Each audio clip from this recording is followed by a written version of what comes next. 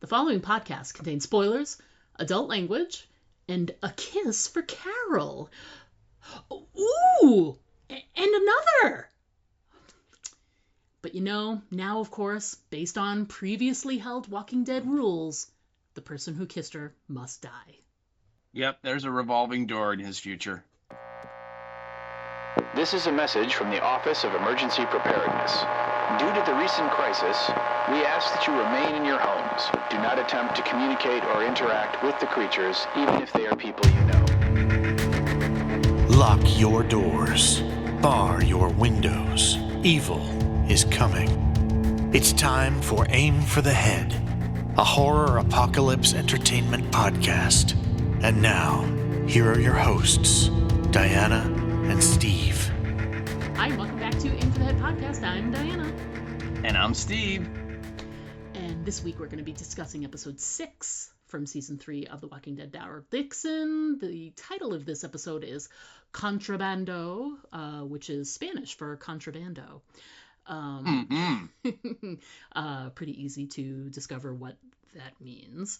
So before we get into our details for this week's episode number 6, we usually talk about real quick, like rapid fire, how we felt about the episode. Steve, you went first last week, for episode 5, so it's my turn to go first. So, Diana, how did you feel about episode 6? Well, yes, Diana, tell us. Let me tell you. I liked this episode. I think there were more things I liked than disliked in this episode. I would say it's not in the running to be one of my favorites of the season. I was a little disappointed in a handful of things, which we were sort of just talking about before we started recording. Typically, the structure leading up to like a season finale is typically the penultimate episode, the one before the last one, is usually the one that is like, balls to the wall, filled with action, tons of stuff. And there were some action sequences and there were some cool sequences for sure. But it wasn't quite the juggernaut of action and, and things happening within the episode that I was kind of expecting. It felt kind of like they were drawing it into episode 7 kind of needlessly. And we also laughed a little bit when I said yes. And this episode further sealed the fact that last week's episode 5, Limbo, didn't need to happen at all. Because there wasn't, other than seeing the cute little thermos, there wasn't a single plot point that was affected or changed or in any way, shape, or form based on that little side quest that Daryl did. So there were some scenes that I did really enjoy. There were some developments that I enjoyed. And I did, like I said, I liked more than I disliked. So it was a good episode.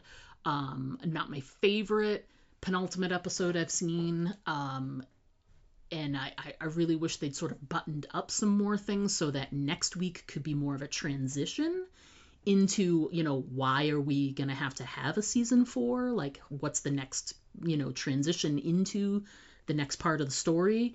But it looks like, based on the scenes we've seen and the things that were not resolved, it looks like some of the action is stretching into next week, which means they probably won't spend as much time on bridging season 3 into season 4, which is a little bit disappointing, especially since they've already said that it's going to be the final season. So again, I liked more than I disliked, but there were definitely some nits to pick, and we will talk about it when we get to details. So how about you? How did you feel about episode 6?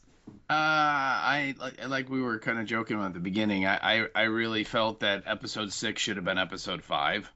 Yes. and episode 5 should have had, they find Roberto strung up, they cut him down, Carol and Antonio take him back to the town, and then Daryl goes to Barcelona, and then when they leave, when they separate, they go to the break, and when they come back, there's Daryl drinking from the thermos, so we would have the Why does he have a kid's thermos? Oh, well, doesn't matter. He probably found it. And we don't talk about it ever again. And then they go on with the episode we had today. And then we would have 2 episodes left before for plot and development and setting up what's going to happen. And instead, again, the train thing was really a neat idea and all that. It's just the more as we're going further along, I'm just really having strong sense of they really wanted the train. Like somebody came up with that idea of like, it's like a train car and like the ghouls are pulling it, man. It'll be so cool. And they just could not figure out how to work it into the storyline with Alcazar. And, so they just said, well, screw it. Daryl will just go off on a little side quest for a whole episode. And that just doesn't sit well with me. I think that was a mistake. As much fun as that episode was, I'm just like, really, guys, come on.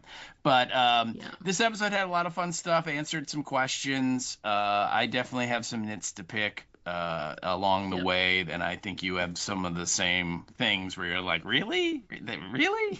But, we'll get to it, when we get in. Overall, again, it was a perfectly fine episode. I just wish it had come a week earlier, and then we still had 2 more to go. But yeah, that's it. Awesome. All right. So before we get into our individual points for the episode, we typically will refresh your memory by giving you the episode description that was provided to us by multitudes of sources, whether it's AMC or IMDb. And so we'll refresh that, and then we'll discuss the writer and the director of the episode. And that's usually your thing, Steve. So go to it. All right. Well, again, this is The Walking Dead, Daryl Dixon, episode 3.6, Contrabando, which, as Diana pointed out, is Spanish for contrabando. And the description that we have, and again, well, I should take that back. We got 2 instances this week, people. So 2, huh? So enjoy the richness of the plot description in that we have. So this week's episode is being brought to you by... Are you stuck in Spain and don't speak Spanish? Are you finding that only every other person you run into in Spain speaks English? And are you tired of not knowing the right Spanish words to get your points across? Well, then you should get a copy of Valentina's Book of Common Spanish Phrases. This book is perfect for the non-Spanish speaker who wishes to communicate to people in Spain. It contains dozens of phrases used in normal, everyday conversations. And it's easy to use, too. Each entry has the English phrase with the Spanish translation right next to it. Phrases include, "My friend is fixing the boat. He is definitely not out trying to kill the future king of Spain. Mi amigo está arreglando el barco. Definitivamente no está tratando de matar al futuro rey de España. I'm sorry, I didn't know you were in the shower. But don't worry, I absolutely did not get a good look at your junk. Lo siento, no sabía que estabas en la ducha, pero no te preocupes. Definitivamente no echaba un buen vistazo a tu basura. And your son is a terrible, terrible liar. And he also poisoned the cat. Tu hijo es un terrible, terrible mentiroso y también envenenó al gato. And many, many more. So get your copy of Valentina's Book of Common Spanish Phrases, and you'll be able to participate in normal, regular Spanish conversations in no time. Send $9.95 to P.O. Box 306, Dead City, New York. Knucklehead Industries is not responsible for any dead cats. Well, I myself want to get a hold of one of those. Everyday common Spanish phrases like that. I mean, that would just make going to Spain so much easier, don't you think? I agree. And there's so many times where I'm in a situation where I would need to know the Spanish way of saying those particular phrases. Right. I mean, they're so very common. That it's definitely come up for me before. Sure. I mean, how many times have you been in Spain and you want to tell someone that you're not interested in killing the future king of Spain? I mean, it's a common thing. It happens every damn day there. So yeah. All the time. Absolutely. All right. So Daryl and Paz in Barcelona. And then we have Carol and Antonio face the fallout of Salaz. And that is your episode description. What more do you need to know? Our writer and director, we kind of get a little bit of new and a little bit of old this time. The old is our director, and then it is once again Daniel Percival, who I think this is the fourth episode, maybe fifth episode he's directed this season, probably fourth.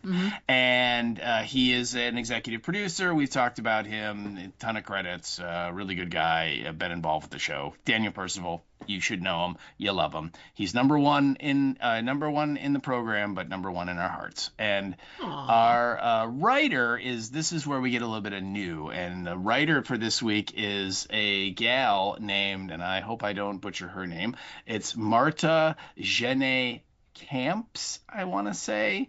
Her middle name is Gene, and the last E has the little accent mark on it. So, so I'm not 100%, but if I butchered the name, Marta, I apologize.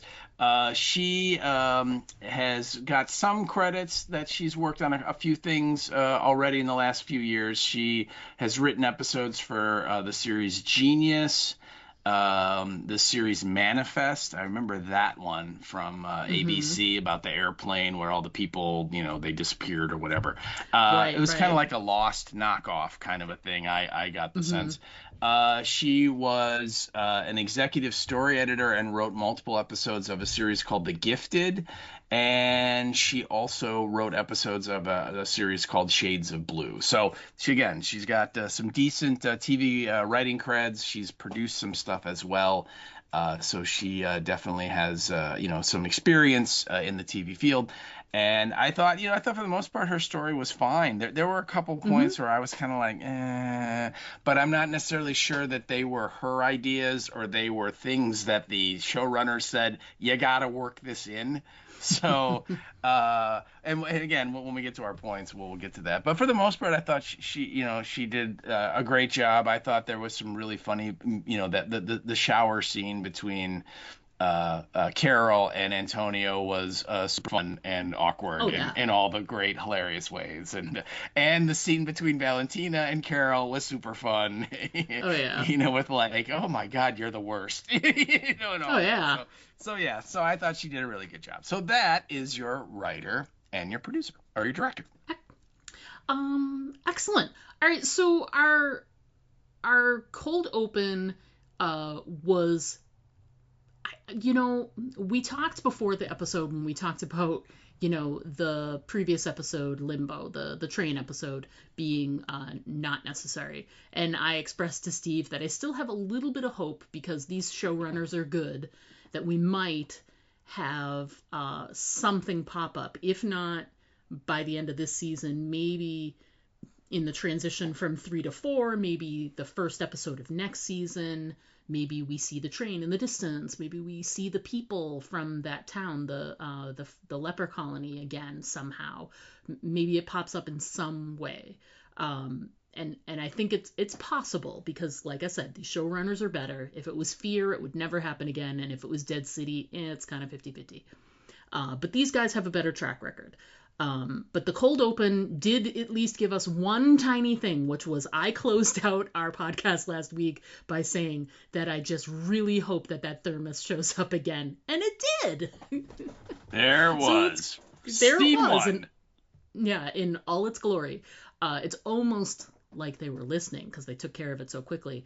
But it's also, I recognize that it's absolutely possible that is our only callback that we will get to episode 5. That is entirely possible. So if that's the case, then, like we said, still more facts that episode 5 didn't even need to happen in the world of this show. So we get the cold open is Daryl stops, take a swig off the thermos, and he's refilling his motorcycle with what can only be described as a can full of the never-ending supply of fuel that happens on all of these shows. And Paz shows up and what are you doing here? I thought you'd need a guide into Barcelona. And so Barcelona. Barcelona. So, he very gruffly is like, "Oh, let's go." So that's basically it. That's all it was in that opening. But Paz does have one really great line, which you included. Yeah, she sees him drinking from the what is obviously a little kid's thermos, and it Uh-huh. does have like a little cartoon animal figure on it, and she Mm-hmm. says, and I had to get this off the closed captioning because when I listened to it multiple times, and I'm like, pause, I cannot tell what Nope. you're saying. And Nope. but she says, according to the closed captioning, she said didn't figure you for a hippomyopy guy. Mm-hmm. And if you freeze frame the that exchange when he's drinking from the thermos, it does look like there's like a little hippo wearing glasses on there. That's some kind of a cartoon version. Now Yeah. I googled hippomyopy and nothing, because I thought, well, maybe it's like a Spanish cartoon character that they all know, which would make sense because Yeah. it's on a little kid's thermos. And I googled it, and nothing came up that I found. It was all like medical stuff about myopia and things. So. Um, Right. so I do not know what that reference is, but yeah, again, it was really funny because she's pointing out, "Hey, you're drinking from a kid's thermos," and he's just like, "Whatever." So Whatever, dude. that's right. Let's And go to Barcelona, okay? Barcelona, Damn yeah. it. So Yeah. yeah, so that was kind of the little beginning there. Again, through the magic of fast travel television, Paz is able to find him like that, Oh yeah. without any Without question. problems, right? Oh yeah. Um, so yeah, so now that they are now this week we have the Paz Daryl team going into action. Yes. So Yes. And directly after the credits, we get sort of the very next moment, in time with Daryl and Paz, and they have now made it to Barcelona, and mhm. they're sort of observing the city at a little bit of a distance, and they're in this sort of looks like a carnival or Amusement amusement park or park, something. yeah, Yeah. area. And there's a really great, like, they're talking a little bit about the town, and Paz is talking about memories and her past and yada yada. And that's when she brings up, I have some friends, we used to, I used to live near here, and there was a resistance group and blah blah blah, and they're, basically they're probably still here, and they can help us out.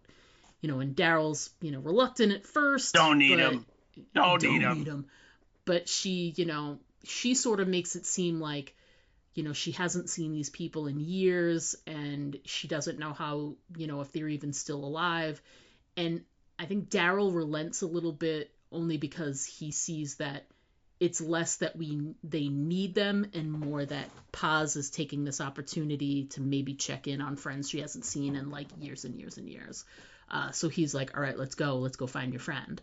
Well, But as they're leaving, they're kind of forced out. I think the conversation would have continued if they didn't have to, vacate the premises because yes, yes, yet again, Daryl's acting very un-Daryl in that he kind of gets into this situation and doesn't at all check his surroundings. And, right, it's like, come on, man. Did London teach you nothing about ghouls literally coming out of the woodwork?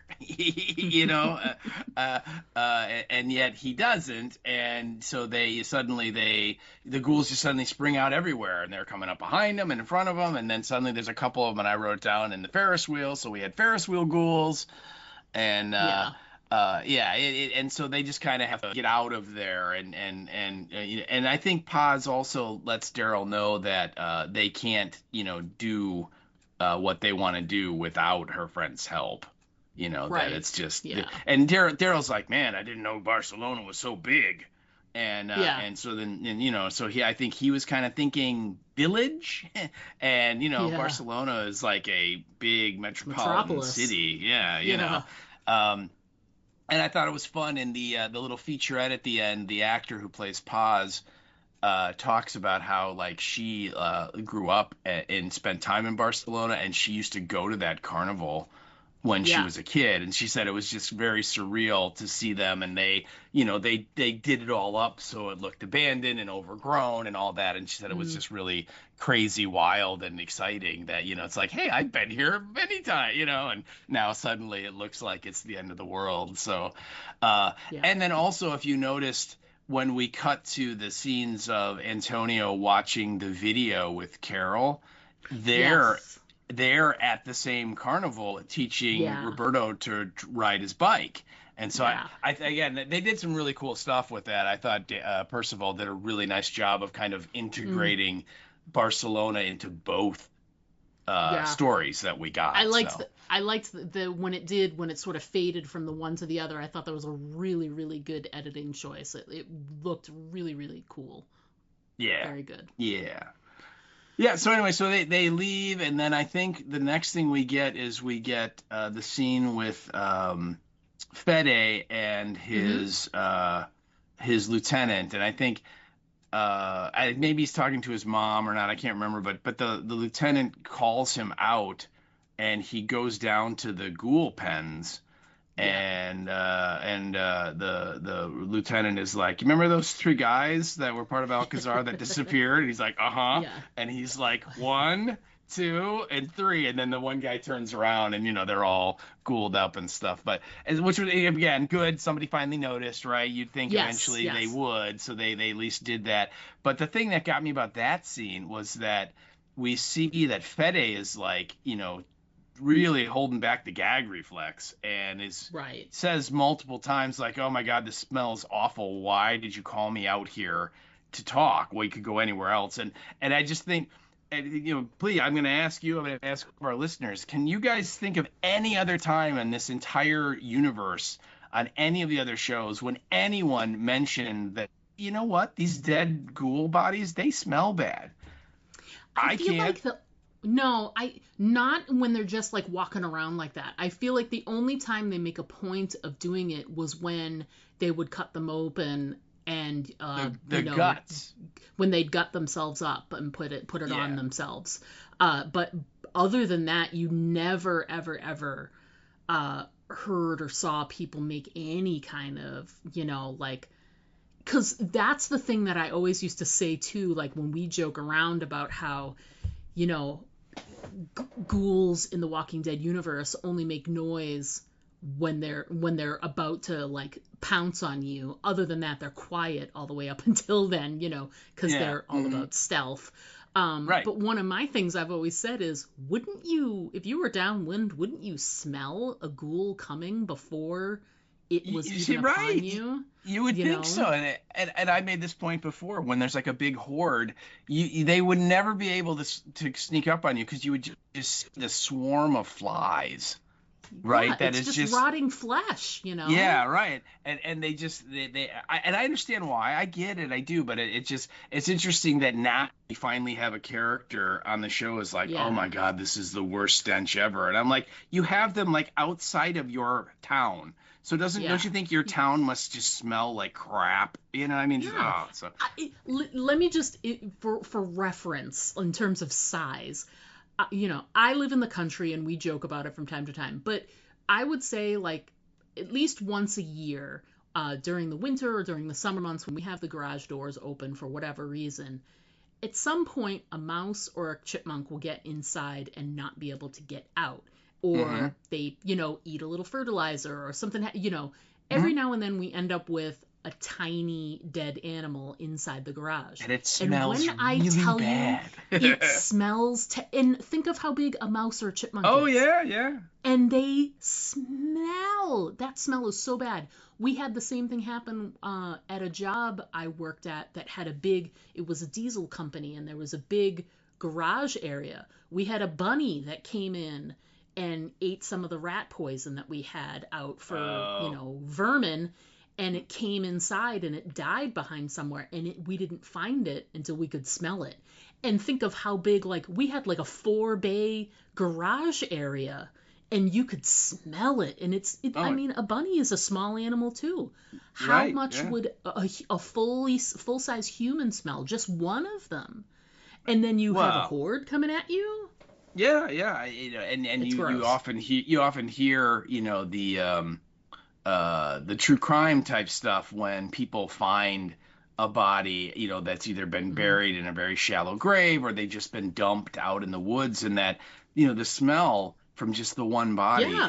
it's massive, and it permeates hundreds of yards around it. It's not like you got to Yeah. come right upon it. It's so yeah, I it's always been a question that I've had about any of these kind of, ZA setups, is that, what Hmm. is the smell like, and if you're, Yeah. you're getting a movie where like it's like one night and people are running around, yeah, they're probably not going to make as big a deal out of it, but these people have been living in this universe for 15, 20 years now, right? It's like, come on, Right. so Yeah. yeah. But I agree. I completely agree with you. This was a very surprising moment to have a character in a big scene in one of the main series shows talk about the actual smell that, Yeah. just a regular group of ghouls in a small contained area would, the smell that they'd be giving off. I completely agree. Yeah. It's so different, and it does not happen. I thought it was kind of a first, but again, if anyone out Yeah. there can, reference a mention in one of the previous, any of the other shows where someone made a big deal about the, not, and like you said, not the guts, not, when they Yeah. slice one open and slather the intestines and the livers and all that all over them so they can, walk amongst them, but Yeah.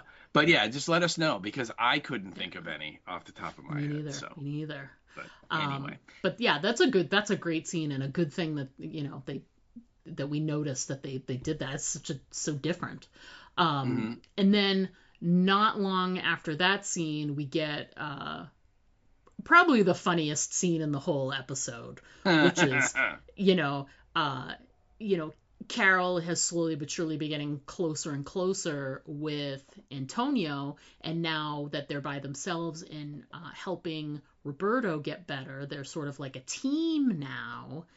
And so there's been like little moments of tension, and it's, and so she just like comes out into like the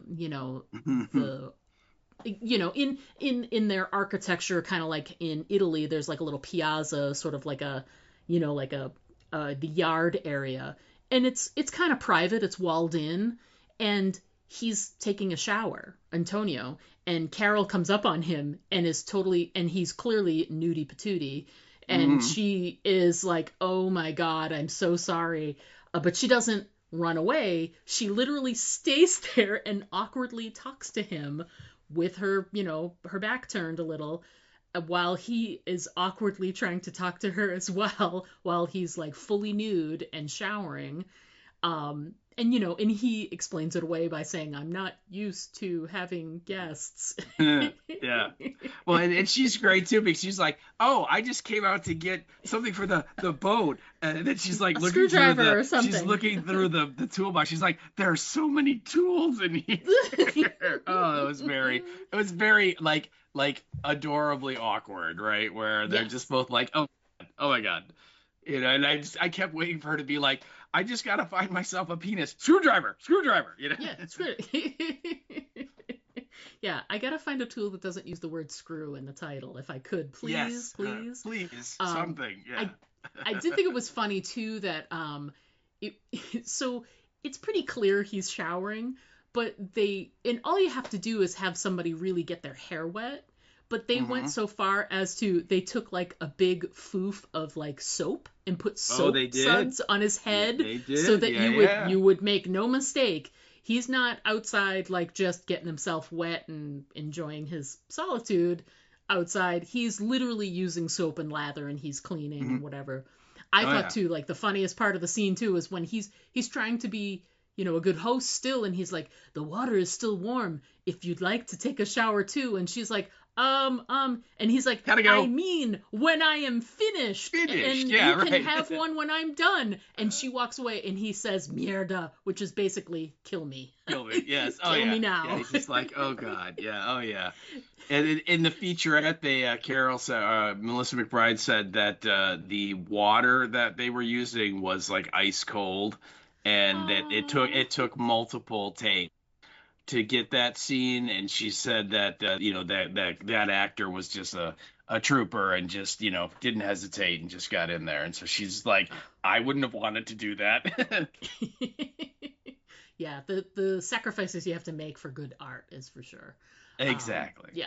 It's yeah, and I just, as a side note, it's so funny because I have heard so many actors that have done shower scenes, tub scenes, pool scenes, where they're told beforehand that it'll be heated, so the water will be warm, so you don't have to worry about it. And when they get there, invariably, oh, you know what, the heater broke down, or whatever, and it's just going to be cold water. You're just going to have to deal with it. And so and again, that then now they have to, not only do they have to get in, expose themselves to super cold water, they have to act like it's warm. Yeah. Yeah, that's definitely that's where your acting comes in. Oh, I'm in such a hot shower right now. It's so the freezing steam. my ass off. Right. So yeah, but it's just I'm always amazed at just how many actors have told the story about when they did a water scene like that, where like I was told it would be warm water, and when I got there, it was cold. It happens way more than you would think. Yeah. Yes, they do. And then, not long after this scene, which was adorable between Carol and Antonio, we get another scene with Carol and Valentina. And I just want to say, too, that Valentina is, like, she's probably my favorite new character for this season, for sure. And probably my favorite new character that we've met probably for this entire, like, Daryl Dixon show, I would say. Only because, if you think of all the others, between Isabel and Laurent, there were a couple of resistance fighters I really liked in Paris. Those were cool. But I really think, like, Valentina has been really fleshed out. They're spending a lot of time with her. She's a really, really interesting character. She breaks all the molds of that you would expect for women. She's very fierce, and she had this very not stereotypically female job pre-apocalypse. So she's sort of taken some of that energy, and it's in her character now. And I just think she's really cool. And her friendship with Carol that's been sort of blossoming has been really fun. Because one of the things I like too is it's the first time I think Carol has had a contemporary, someone who is in her age group to be like friends with, to connect with, right? As a female friend. There's plenty of dudes around, and there's lots and lots of young girls, between the Maggies and the Rositas, etc. But there's never anybody that's on Carol's level. And it's been nice because not only is it someone on Carol's level, but it's actually a really interesting and really cool and very different character. And I'm loving it. I love all the Valentina stuff. And I hope that she continues with them somehow, whether it's like we've been saying, they're going to continue with next season. It certainly doesn't look between now and the next episode that they're going to be getting that sailboat ready anytime soon. So the possibility of Valentina, showing up in season 4 is definitely a good possibility. But I'd love to see them even take it further. Out of all the people that they've been like, come with us to America, she's the one out of all of them I'd actually like them to take with them if they could. Because I think I'd love to see more of her. But anyway, love Valentina and love this scene she has with Carol. And you included some of their conversation, some of the quotes, and I think we should talk about those next. Yeah, and just on Valentina herself, one of the things that the showrunners said in one, I think the episode that they introduced her, which was probably episode 3 maybe, Yeah. was that she was not only a contemporary to Carol, but she was like going to be an example of a woman who is very confident in who she is and what she's all about, which is something new for Carol that she just hasn't, like you said, she just hasn't had that type of a person or a role model that is so similar to her in age and everything that she can relate to. And yet, here's this woman who is extremely, knows who she is, knows what everything she's doing and what she's all about. And Carol is kind of searching for all that. So they made a point of saying that character was supposed to be this kind of really, generous, large, enjoyable person that Carol's sort of like, maybe I could be like that, so. Right. Yeah. And you're right. This, first of all, we get another sextant training session, so that's good. I think Yes. Carol's, she's ready to go, man. She can jump in that boat and navigate like nobody's business now.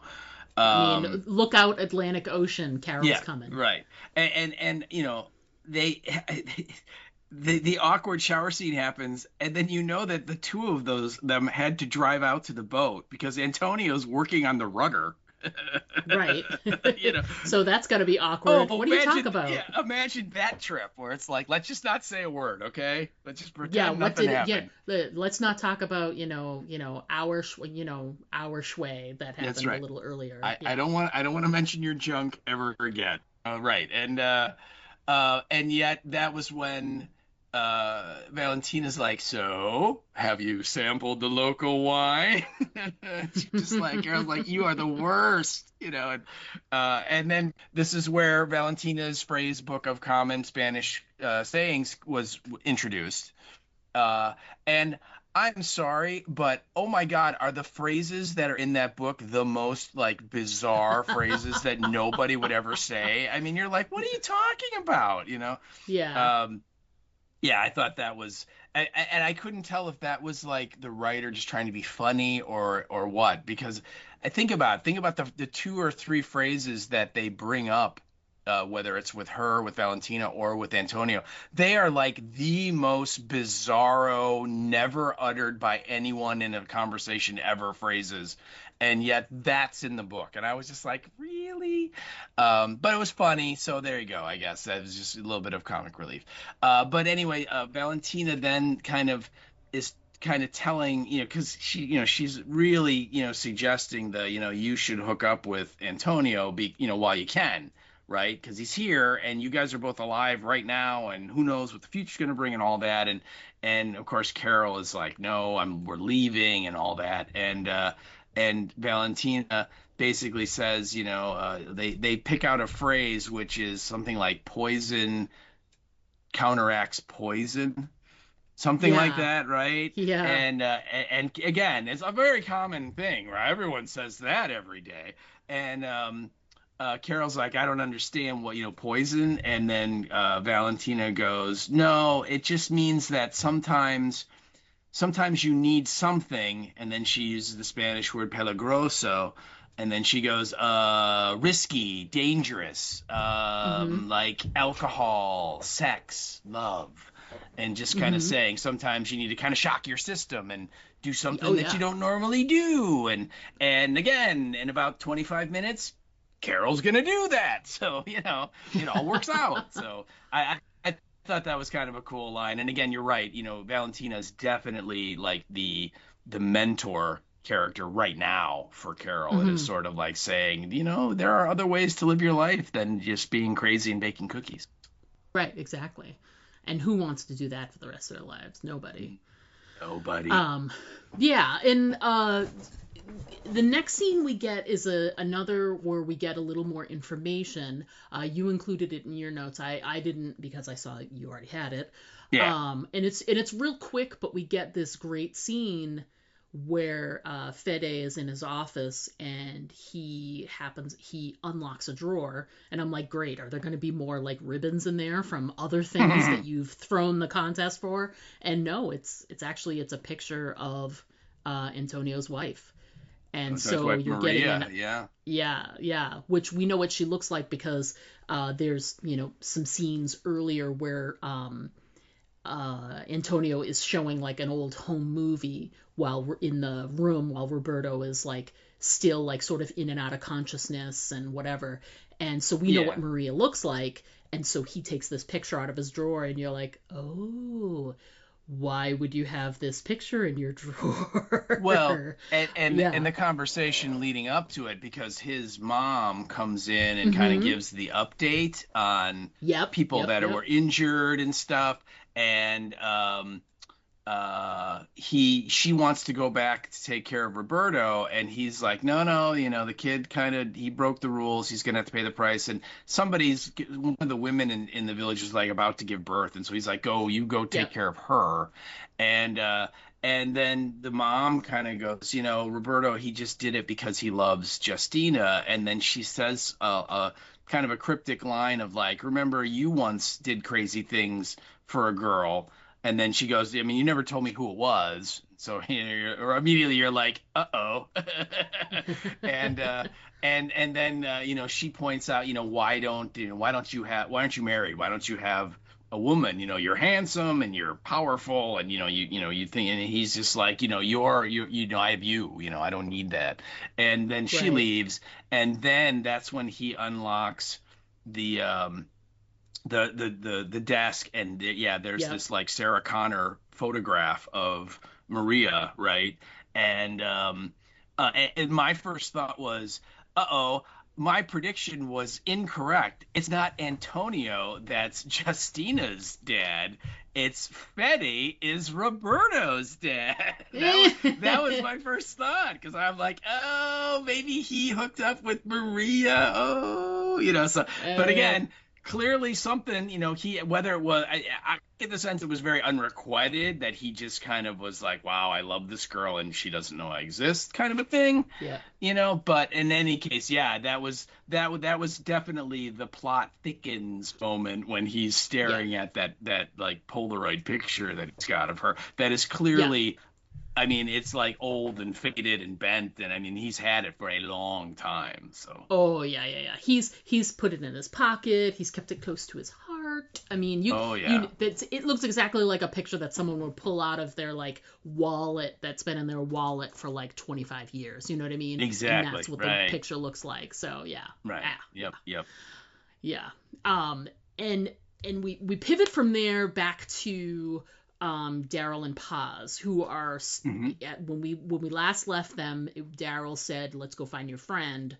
So now we see them sort of approaching the area where Paz last saw her friends. It's sort of like they're near their sort of refugee it's like their compound, sort of hideout, their little compound hideout area. And they got a fence and a gate and all that stuff. Yeah. And there's a really funny moment where they're looking around and trying to see if there's, anyone they know, like they're approaching the gate, and then there are some ghouls that come out of the woods. Again, Daryl's being very un-Daryl. Yeah, that's true. They're definitely, these must be the Spanish variant stealth ghouls, in that they don't start going until they're like 3 feet away from you.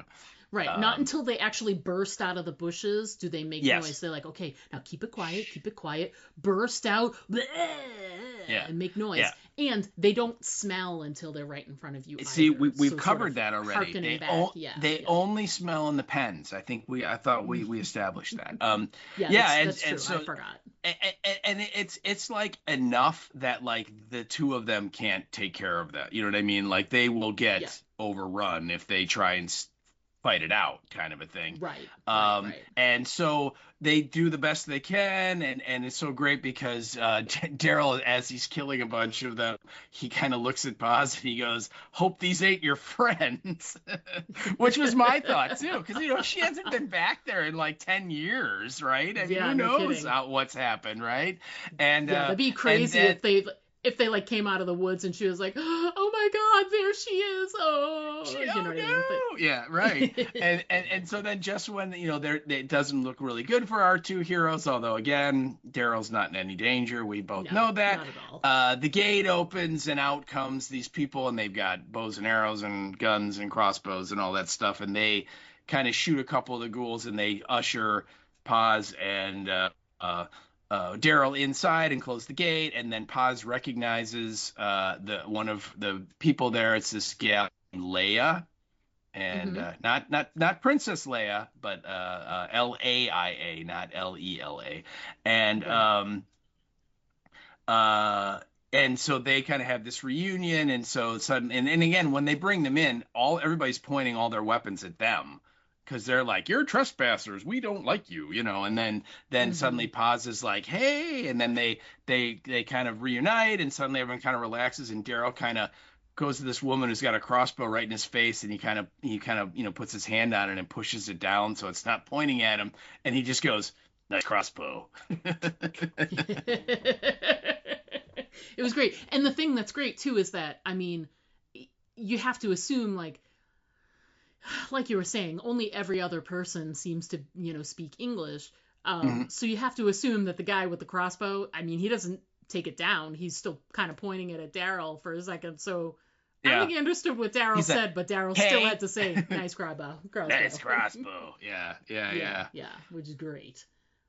Yeah. Right. Loved it. So... Yeah. So then they go straight to is that when we have the flashback thing? Is it cut to like it's like nighttime and they're sleeping in I think they go in and they meet this other guy that she knew, and he's making dinner, and he kind of catches her up, and like the girl that she remembers, the friend, was like that dude's like girlfriend, wife, and she has died and is no longer there, but everyone else is still there, and of course Daryl's like, we need your help to go kill the king and hit the convoy and all that, and they're very reluctant to help out because they're like, well, we don't really have the manpower, and he's just like, we're gonna get our friend back, and you can kill the future king of Spain, and that'll end the La Ofrenda. And I guess a lot of the people that they take in are people that are running away from being in La Ofrenda. And so, again, he's like hatching the plan that's going to wipe out yet another community that our group meets on the road here.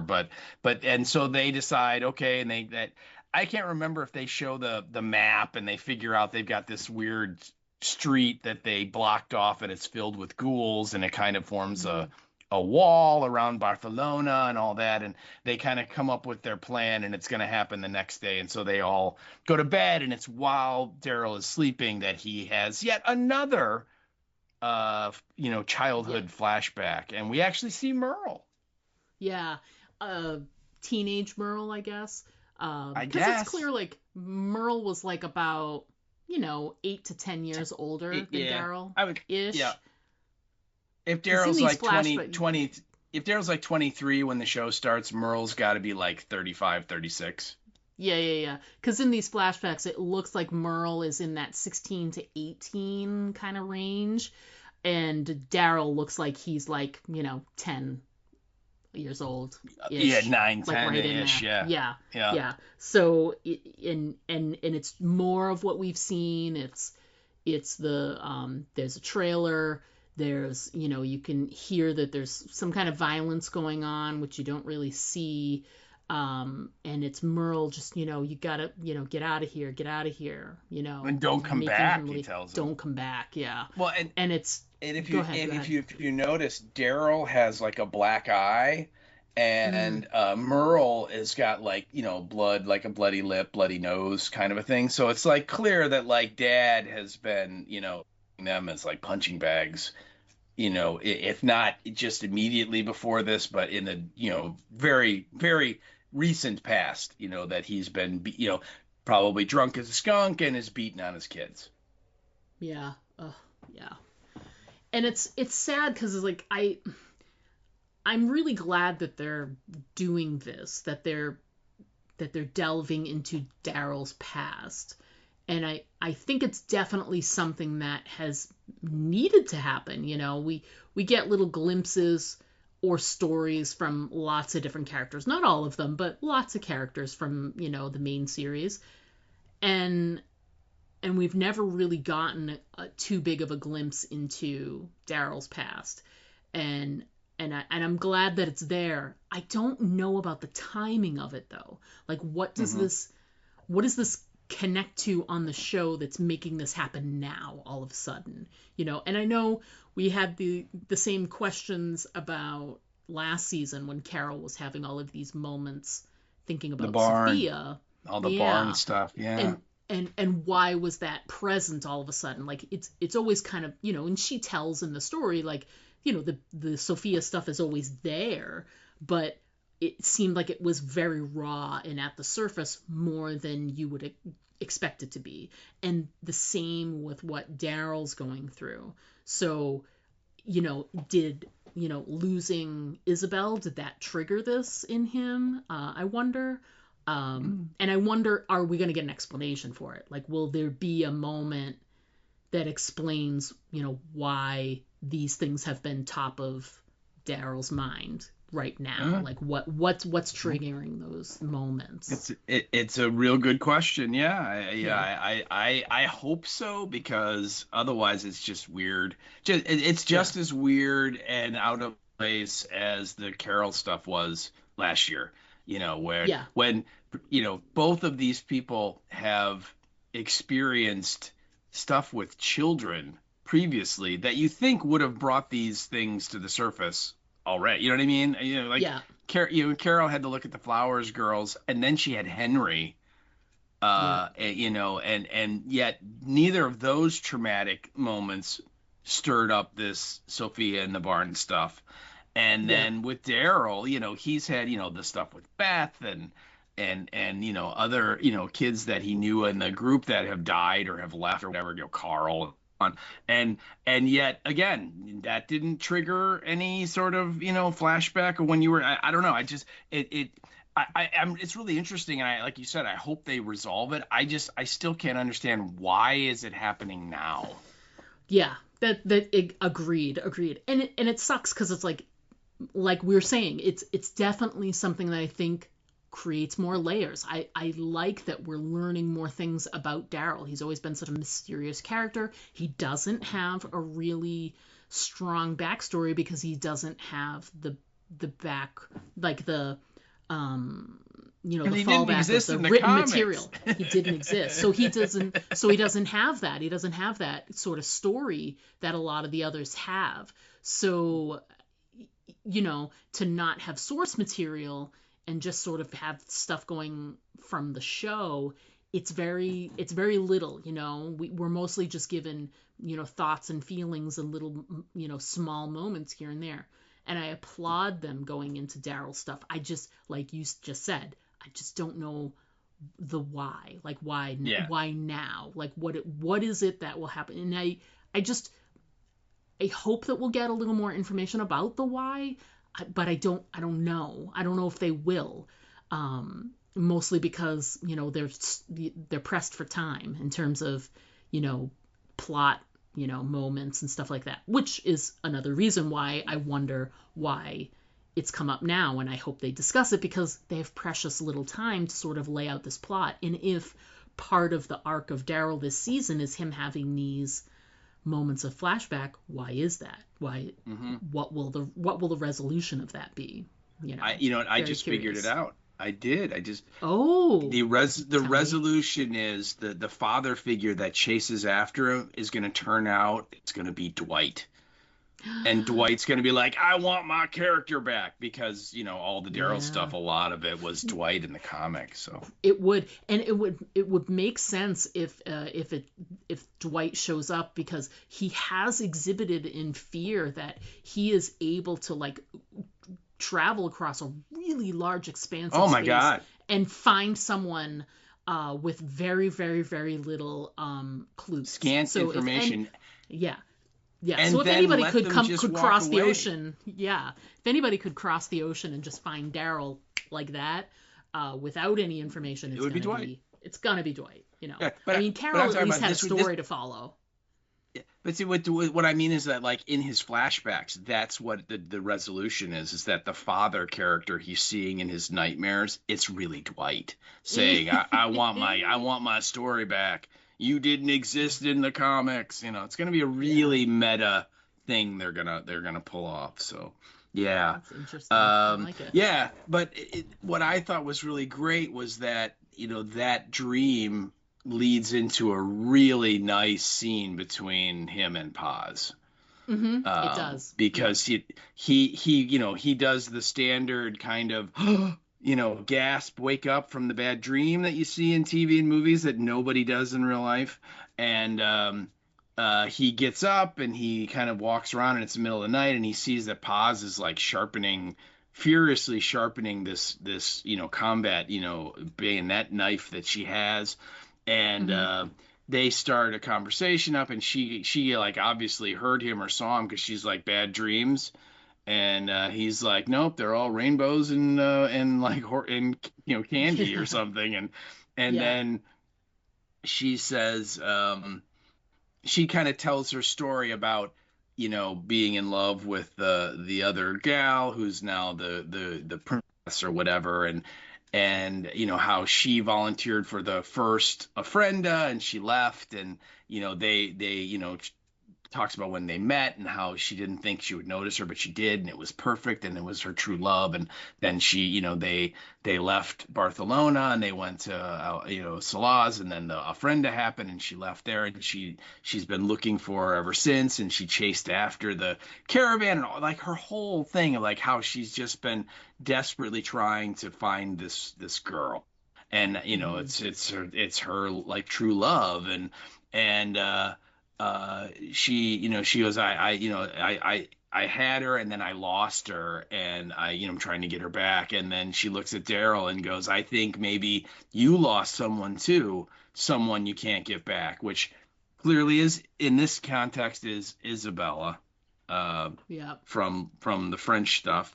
And right. Daryl kind of does his, I lost a lot of people. Which is true, he has. And then Paz has this great line where she goes, they don't all hurt the same. And I think that's that's true. Everyone has people that come in their lives, and you kind of lose track of them, and for the most part, most of them, okay, no big deal. But there are those one or two that they do leave a mark, and they do hurt, and right. She reads him like a book there, and that you are definitely have that look of like you lost someone that was a little bit more important to you than you want to admit. Right. I totally agree. And it's great because she kind of calls him on it, and he doesn't respond. He just sort of lets it lay there. He does. Yeah. He does not say, no, you're full of crap here, or no, you're wrong. He just kind of looks at her. Yeah. And that Daryl Dixon brood. Yeah. Yeah. I really liked that scene. It was really great. It was quiet. And it was just these two actors. And I thought that she really, Daryl just is kind of gruff Daryl, but I thought she was great.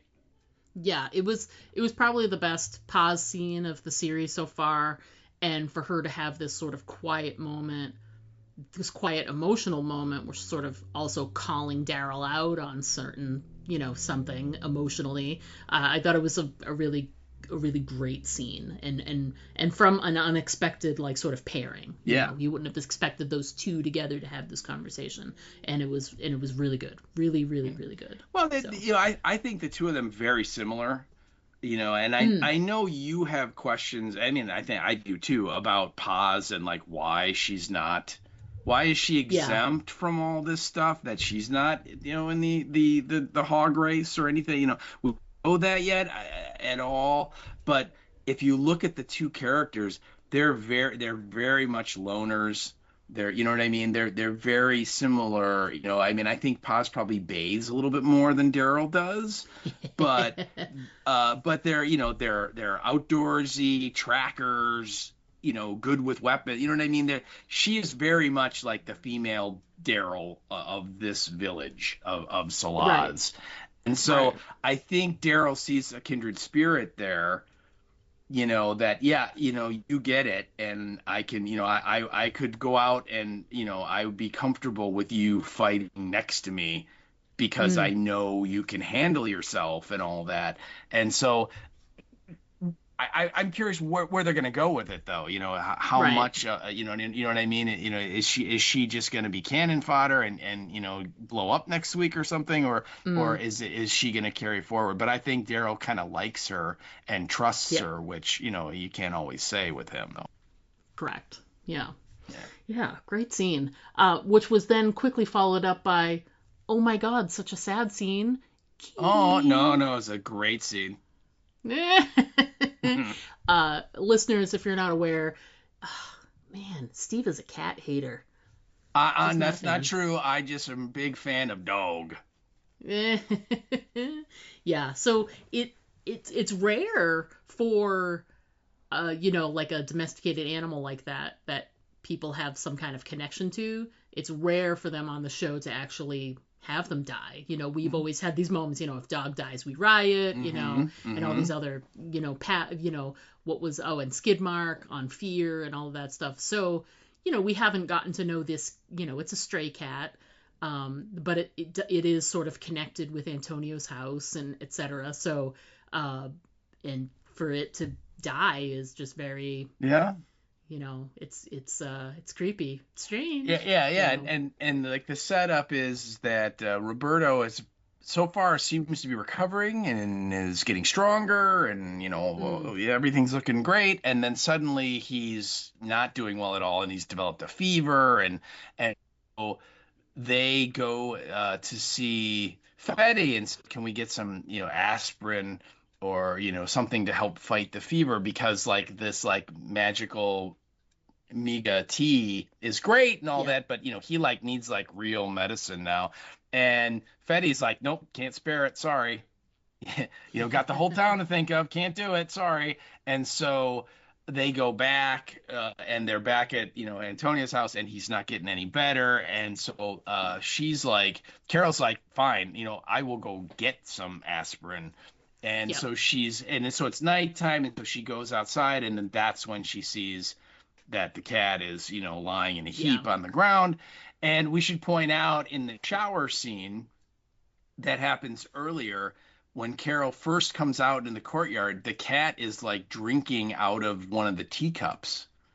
And yes, she kind of shoos the cat away, like, no, that's not for you. What are you doing? It's poison, yep, And yep, of course, that's going to come into play. That clearly is Chekhov's teacup, and it's going to yes, come into play a little bit later when Carol finally puts it all together and gets 2 + 2 = 4.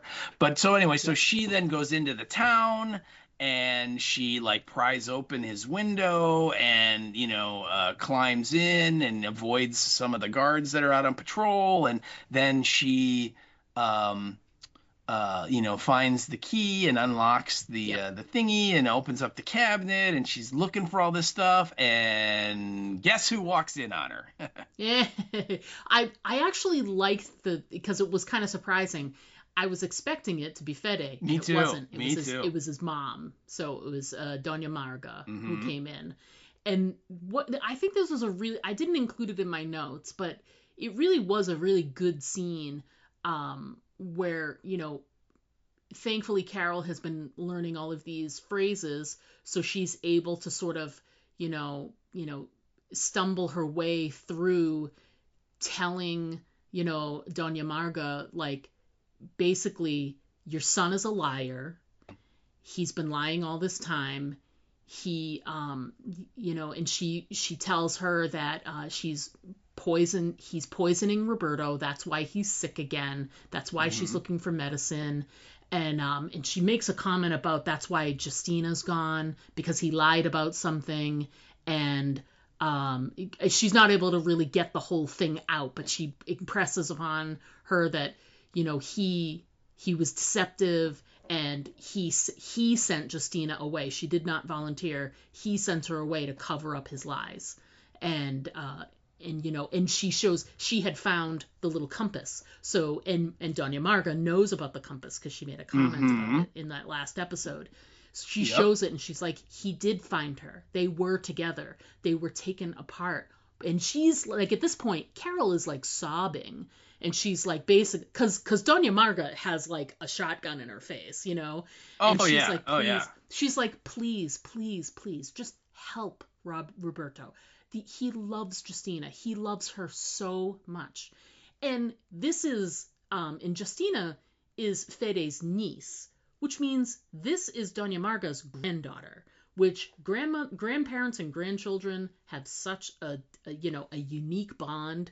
And you know that Doña Marga loves Justina and adores her. And basically she is appealing to that side of her. She knows that she doesn't accept the whole, like, her son is a bad person. She comes around on it a little bit, but it's really the stuff about Justina that really pierces through and gets her to sort of help her out. And she basically unlocks and finds the right drugs for Roberto and gives them to her. So that, you know, she's basically like, here we go, like, go take care of him, you know. And it's really, it's a great scene, you know, and I'm curious to see how it resolves, because we don't really in this episode get a resolution from her and Fede, and I'm hoping there'll be a little bit of a confrontation between the two of them in the next episode. That's one of my hopes and dreams for next episode. It was very interesting because we just had a scene where you know the mom is like, clearly, you know, her son is a water walker in her eyes.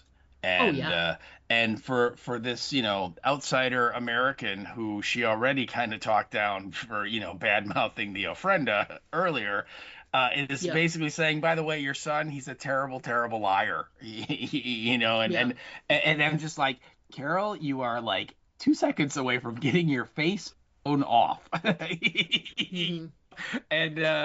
And you're right. It literally, it's the pendant, it's the compass, the necklace, whatever it is that he gave to Justina. That's what sways the mom. And you're right. She gives up the aspirin and the antibiotics or whatever. I mean, she gives her a whole bunch of boxes of stuff, you know. And then I'm just like thinking, you know, Carol, you need like 10 pills. What are you doing, you know? But and so then she lets her go, and but you know, at this point, like, the ticking clock is going in Carol's head, because it's like, okay, you know what, he's gonna find out, right? Whether the mom tells him or he just comes back and notices that all the drugs are gone, right? You know, it's like, he's gonna know. So it's we have to get out of here. We have to leave this city, otherwise they're gonna stop us, you know. They're gonna you know, and so that's happening as well. But that whole sequence where she you know is doing all this stuff, you know, to try and save this kid, it's sort of like, Carol, you remember when Daryl said that you should not get involved and think of hot dogs? I think you might have forgotten that. Remember the hot dogs. It's kind of like Remember the Alamo. You should be remembering the hot dogs, and she is just not remembering the hot dogs. She is not. No, not at all. Not at all. Yeah. So. But then, you know, they administer the drugs. Roberto is sort of he's improving, but he still hasn't woken up yet. And then they have this Carol and Antonio have this really, really impactful scene where Antonio finally reveals what the big problem between he and Fede is. Yes. And you know, he goes through this, you know, this piece of documentary film, which he revealed in a previous scene that he not only loved film, which is why he's like restoring it and keeping it active in the apocalypse, he was a film student. It's what he did. Mm-hmm. And so he told Carol this whole story, and he also had a piece of film to go with it where he was a documentary filmmaker and he was documenting this political uprising that was happening. And he got Maria involved. And so basically he was filming this moment where she's talking to some government folks about, some unrest that's happening, etc. And he even admits, he's like, she did not want to do this. She thought I was giving voice to terrorists. She was not, but she did it for me. And so she's doing this in the midst of doing this interview. She's like up next to a car and talking to someone who's in the car, like trying to like pester them with questions or whatever. And then really quickly and suddenly the car explodes. And Antonio is injured. That is how he got the burn on his face, and all the injuries on his face. And Maria is killed. Yes. Probably pretty much instantly. And he is distraught telling this story to Carol. And the whole thing is that he blames himself, that it's his fault because Maria never wanted to be involved in this. And so it's his fault that Maria is dead. And he never told Roberto that that's why his mom died. It was just that there was an accident and she died, is probably what he told her, because that's sort of how they, tell the story currently. So he blames himself. He takes direct responsibility that it was his fault that Maria died, and Roberto does not know the truth. And that is what Fede has been holding over his head all these years, is that he knows what Antonio did. And he has agreed to not say anything to Roberto if, Antonio behaves and Antonio does what he's told, and if Antonio, toes the line with Fede, etc. And my note that I put was that I'm really glad that this is the story that came out, because you and I talked before that there was, there's some type of tension between between Antonio and Fede, and it involves the wife and what's the issue and what's happening there. And we posed a couple of different ideas, but you had the one where it was like, it's going to turn out that Justina and Roberto are brother and sister or related in some way. Right. And there's and so I'm glad that this is the reason, and that it's not some like really dramatic, like, Oedipus tale is happening here. And I'm not sure how much of a strong story it is. I'm not convinced. I feel like there might be another wrinkle we're missing. I mean, I think the extra added wrinkle is that he was in love with Maria, clearly. And I don't know if Antonio knows that. If Antonio knows that it's not just that Antonio blames himself for Maria's death, but Fede blames him for Maria's death too, and took Maria away from him as well. But I feel like just the story that we have, that it's, Fede was in love with her and he blames Antonio, and that he held the truth over Antonio's head because Antonio doesn't want Roberto to know the truth. I'm like, is that a strong enough story? Is that a strong enough thing to have like this kind of tension between those guys? Or is there another layer to this that we haven't seen yet that's still to come? What do you think? Do you think it's a strong enough explanation? Oh no, weak sauce. Weak sauce. This was one of my nits where I'm like, really? That's it? Yeah. Don't get me wrong, it's a tragedy, and I know that Antonio's beating himself up about it, but really, that's it? Yeah. It'd be one thing if Antonio killed her, like actually like shot her in the face or something. But I mean, right. You know what? They were covering this event. She was a grown ass woman. She agreed to do it. Is it a tragedy again? Sure. But so what? You know, tell your son. I mean, so it's like, yeah, you know what? I wanted this thing. Your mom wasn't super excited about it, but we always did stuff together and she supported me. And unfortunately this thing happened and she died. You know what I mean? It's like, get over it. Let's move on. I thought that was, again, like, if that's it, I'm like, really? That's very weak as far as I'm concerned. Also, again, it's like, guys, you know what? If you're going to show a car bomb, you might want to do a little research on car bombs, because if someone is standing right next to the car when the car bomb explodes, there's not going to be that much left of them. Right. And she was really intact.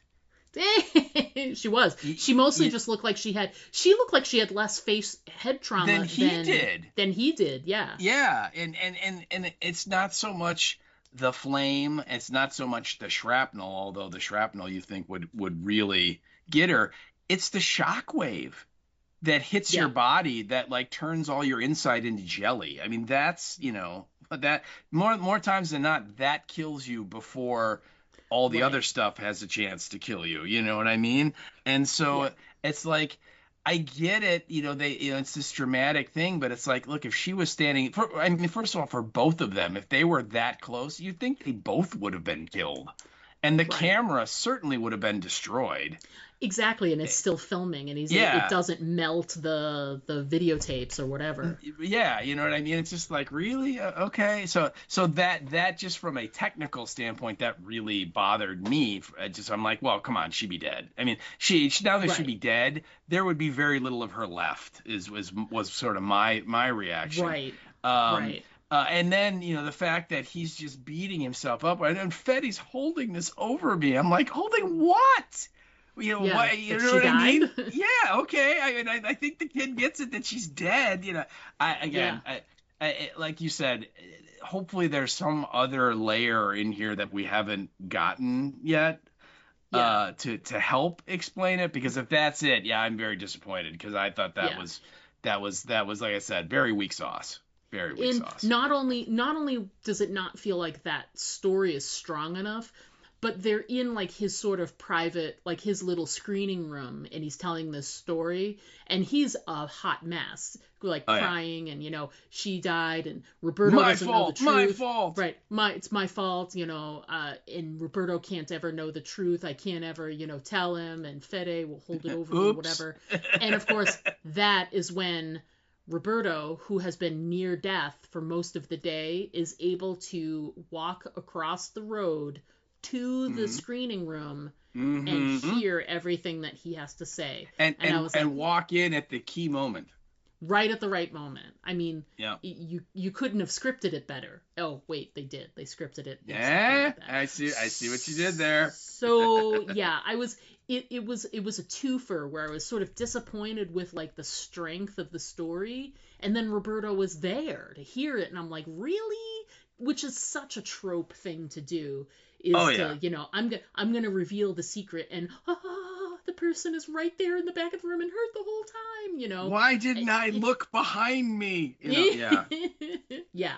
So I overall, and it sucks too, because it's an emotional story, and both Antonio and Carol are crying, and it's a very emotional moment, but it just because of all of the other stuff that's wrapped up with it, it loses its significance, because you have that moment of like, that's it? That's what the story is? Yeah. And then Roberto's there, and we're like, of course he's there to hear it, so that they don't have to actually tell him. He hears the whole thing himself.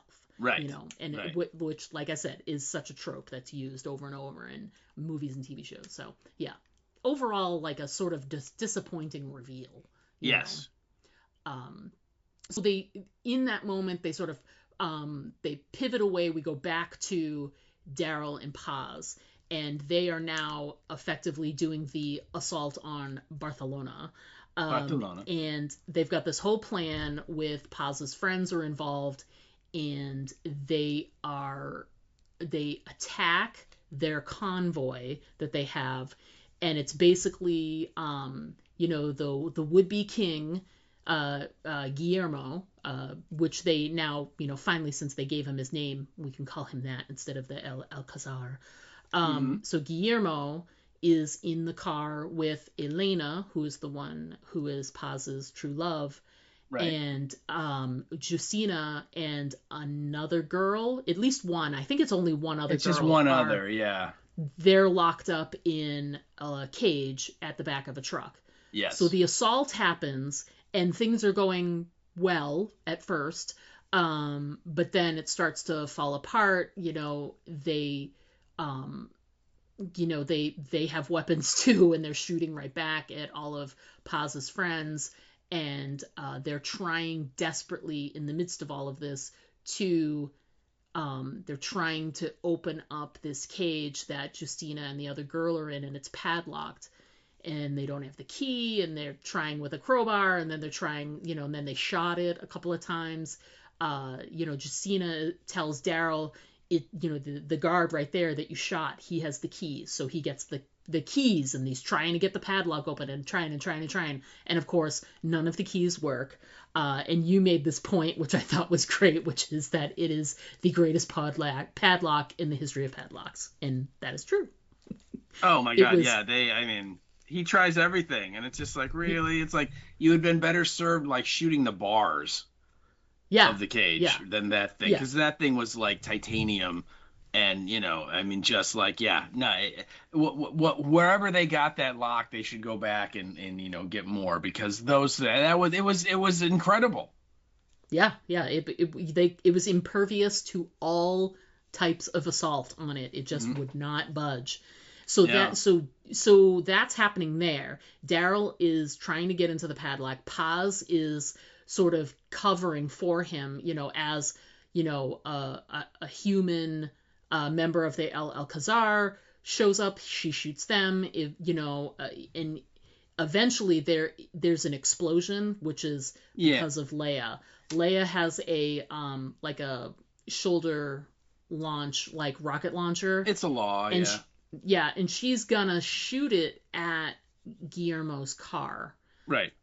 Where he's hiding out, and Paz has seen that Elena is in there with her, and she bumps Leia at the last second, and she's like, Elena's in there, but it hits a wall, the rocket launcher, and it opens up this area where all of the ghouls have been segregated, which they talked about previously, that they keep them in this specific like zone, like this road, and they're all sort of penned up, and they use it as like a border, right? It's like a moat released. Almost. Yeah, and they're released. Yeah. Because the way the attack works, Daryl and Paz are trying to rescue the women, Justina and Elena, and the rest of the group, they're going forward with the attack because they want to kill the prince. Exactly. So they kind of have conflicting objectives, or maybe they don't both have the same objective. I guess depends how you want to look at it. And so when the fighting starts, the prince, they're like, remember he had that like really fancy schmancy car that he was driving around in, and a like more military kind of a Jeep or a Hummer or something pulls up next to it, and they like the attack, they like back this garbage truck in and kind of box them in, and of course in front of them is this gate that they're waiting to open, so they're kind of penned in, they can't move anywhere. Well, they drive this Jeep in, and the prince and Elena get in this other vehicle, and they're are outside of the penned in thing, so they might be able to get away in this vehicle, and that's when Leia's like, the royal can't escape. And so she's going to shoot that rocket, and you're right, Paz kind of knocks her aim off, and it goes over the vehicle and hits this big stone wall. And of course, like you said, it just creates this opening, and just we've seen this like moat this road that is sort of helping to protect the town, and it's like shoulder to shoulder ghouls the whole circumference. I mean, it's thousands and thousands, and so once this hole opens, they're suddenly overwhelmed with ghouls. So it's like, uh-oh. So that sort of changes the tactic from here on out, because they start to get attacked by the ghouls, so unfortunately they have to retreat. And I thought that the way they filmed that moment, Daryl is like holding on to the cage that Justina's in, and that you can hear someone's gotten inside that truck and has started it up, and they're gonna like flee the ghouls. And as soon as the truck starts up, Justina's like, Daryl, don't leave us, please don't leave us, and he is just locked into her eyes and is holding on, and the ghouls finally they come as close as possible, and he has to let go and retreat with Paz, because they've got to retreat and regroup before they can do anything else again. And in this moment where they're sort of overrun by the ghouls, Leia is attacked and she's killed. Well, yeah, pretty odd. It was I was pretty just going to say it's pretty obvious because, as soon as you meet someone who's a good friend or close, you could see like her red shirt was sort of peeking out. Was peeking out, the rest yeah. of her costume. Yeah. She did have like red cheeks, I agree. She once the rocket doesn't work, she like just pulls out her pistol and just like starts walking up to this car and is shooting, and the prince actually comes out and shoots her. And so she's been shot by a bullet, and then literally like 3 or 4 ghouls just tackle her, and she doesn't really even fight back all that much. So I'm guessing either she was, really, really hurt by this gunshot, or just kind of gave up because she realized the attack was going to fail.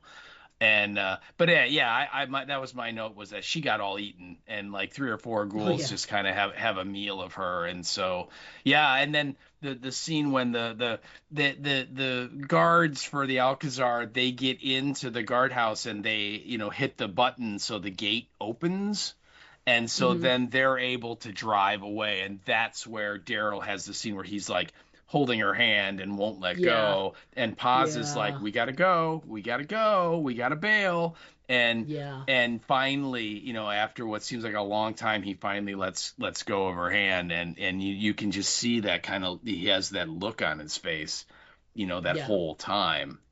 But so that's kind of the failed attack in Barcelona, and so and I think we do get a resolution scene, because we see them and they kind of meet up with some of the survivors, and they're it just my comment was, and Daryl once again pretty much destroys a group that he meets in the Walking Dead universe, because half of them are now wiped out and dead. The Alcazar knows about them, and I'm just like, way to go, Daryl. Way to go, man. I put Daryl and Paz failed, and they also killed a bunch of her friends. Thumbs up. It's just like, yep, okay. Yet they kind of go, where's the convoy going next? And they're like gonna chase after it. So they're continuing on with this this crazy adventure of his. So hopefully he won't get sucked into a side story next week. Here's hoping. We pivot back to Salaz Del Mar, and we get a fantastic scene with Carol and Antonio. They've decided that because of, it's clear that, Fede was trying to poison Roberto to keep him from talking, because he was very interested in, has he talked yet? Is he awake yet? Has he been telling a story yet? Carol knows that like he doesn't like her and Daryl being there, and has been like, you should be going soon, and he's like, we will be. So she's like, listen, we need to get Roberto out of here. So the plan is to squirrel him away into like one of the vehicles, and Carol's gonna leave, and she's gonna bring Roberto to Valentina's, because that's like, Valentina will put them up, and they won't have any problems there. And it's a good plan. It really is. And so they sort of tuck him away in the Jeep, and she's got some other supplies in there, because basically Carol's like, this is it. I need to leave here too. Eventually Fede's going to find out about like the drugs that they gave to Roberto somehow, and that Carol was involved somehow, and they're just trying to get out ahead of it. And she's like, so Roberto's got to go, and I should probably go too and stay with him. So she's got all of the supplies in this vehicle, and so now she's got a moment to sort of say goodbye to Antonio, at least for now, because he says, I'll be right behind you. I'll come and meet you at Valentina's. But he doesn't go with them. She lets her go on her own. And they have a really great moment together, which starts with,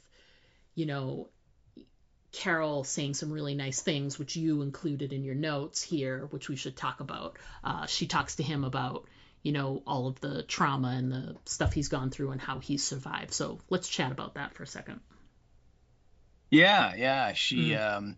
you're right. They kind of decide to pack up and leave, and of course, he's still processing the whole. I just revealed the secret that I've been keeping inside, and not only did I reveal it to you, but my son knows, and Yes. all of that is hitting him, and so he's still kind of a mess. I'd say a hot Oh, yeah. mess, right? Yeah. And she's trying to give him like some kind of words of encouragement and to help him out, and she kind of is they're kind of holding hands, and then she's trying to comfort him, and she says, first you survive what happened to you, then you survive the survival, and after time, if you're lucky, the gift you get is you start living again. And Mhm. and I think she says before that too, like, when you make a habit of lying, telling the truth is really jarring, but you Yeah. rip the Band-Aid off, and she's getting a lot of platitudes and things, but after she says that whole thing, he then kind of looks at her and goes, I just have one thing to say, and then he very awkwardly pulls her in and kind of kisses her nose. Yeah. Or like her top lip. I don't know. It was just like, dude, I think you need to practice on like melons or something, because Yeah. whoa, man. And so she doesn't pull away, and lets it happen. And then once he stops, then and I thought this was really interesting, she goes in for the return kiss. Agreed. Yeah. Yeah. Which it's really great when you sort of do it that way. Then both of them feel the same way about each Yes. other in that moment. Right. And Yeah. so my notes were the kiss, and then the next one was the return kiss. Yeah, exactly. And it's great because there's all this emotion. You go from, Antonio being so scared about Roberto knowing the truth, Carol trying to make him feel better about the whole situation. He's like, I want to say something, and she's like, you can say it when you get to the lighthouse. He's basically thinks he's not going to see her again. Mm-hmm. She's like, you'll see me when you come down to the lighthouse. And he kisses her, she kisses him back. It's all this emotion, and then she's like, okay, I should go now. It's time to go. Yeah. Because she realizes now like how deeply in she is. I mean, Daryl was like, we shouldn't get involved, and she is hella involved. Oh now. my God. She has another stepson. Another one, people. Right. Ugh. Which doesn't bode well for Roberto. No, Her his head's track going to be on a record is pike. not good. Yeah, pike head for everyone. Exactly. And I think too, she has been, if it wasn't this scene, it was in one of the scenes, she's like, when Roberto gets better and Daryl gets back with Justina, we're all going to get on the boat and sail to America. And Yes. he's still like, I don't know. And I can. She's like, no, we don't have a choice. You're coming with, and we're going to get you out of here because it isn't safe for you here anymore. Exactly. So that's kind of been decided, and you're right, they they put Roberto in the Jeep, and then he's like, they're smuggling him out.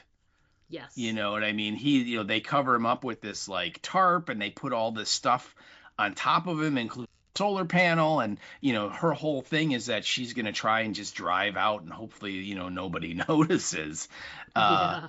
And so we get this last scene of her where she goes into the town, and the guards stop her, and Fede's like, sorry, we have to where are you going? And she's like, oh, I'm leaving. You want me to leave, I'm ready to go, we're not coming back, this is it, which is what you want.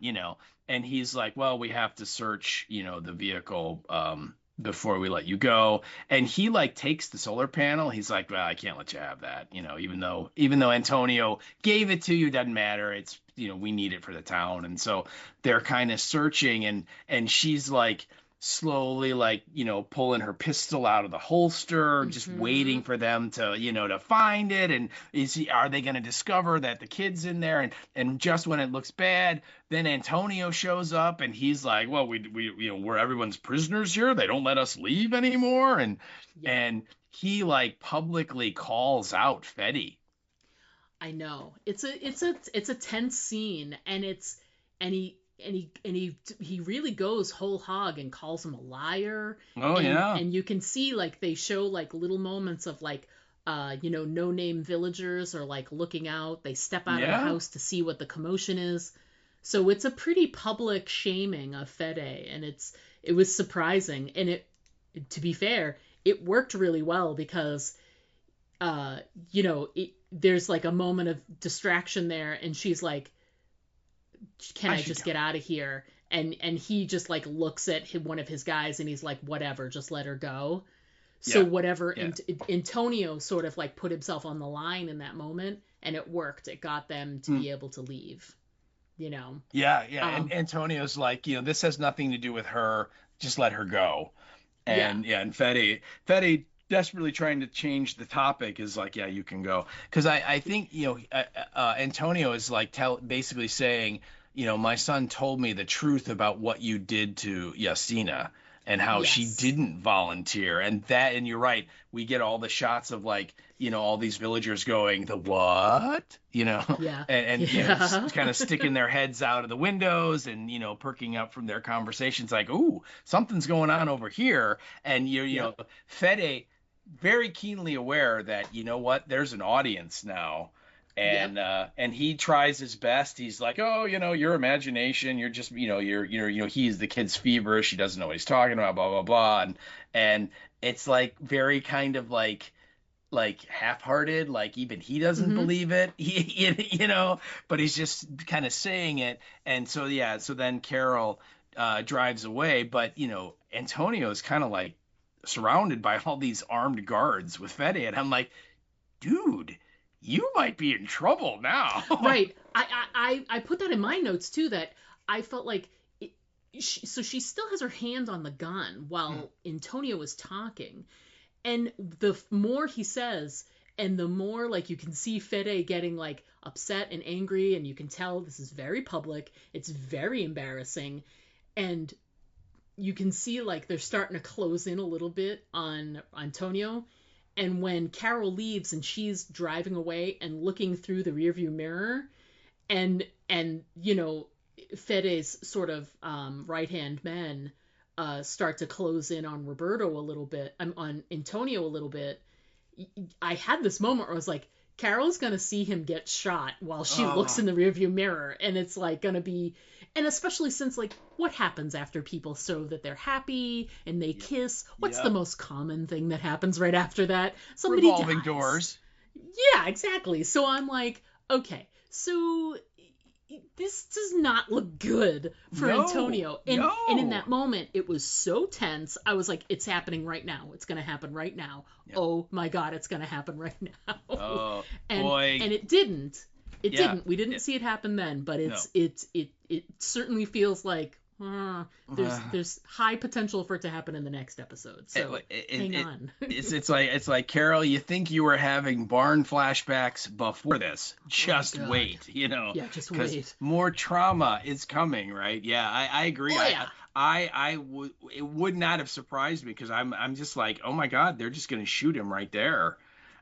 Or, at least she'll see in the mirror, they come up and they grab him and they punch him and drag him away, that kind of thing, right? Where it's just like, he in trouble, and so, and she doesn't see that, but it's like, you gotta figure something bad's gonna, happen in the next episode, or the threat of something bad happening to Antonio in the next episode is definitely there, for sure. Yeah.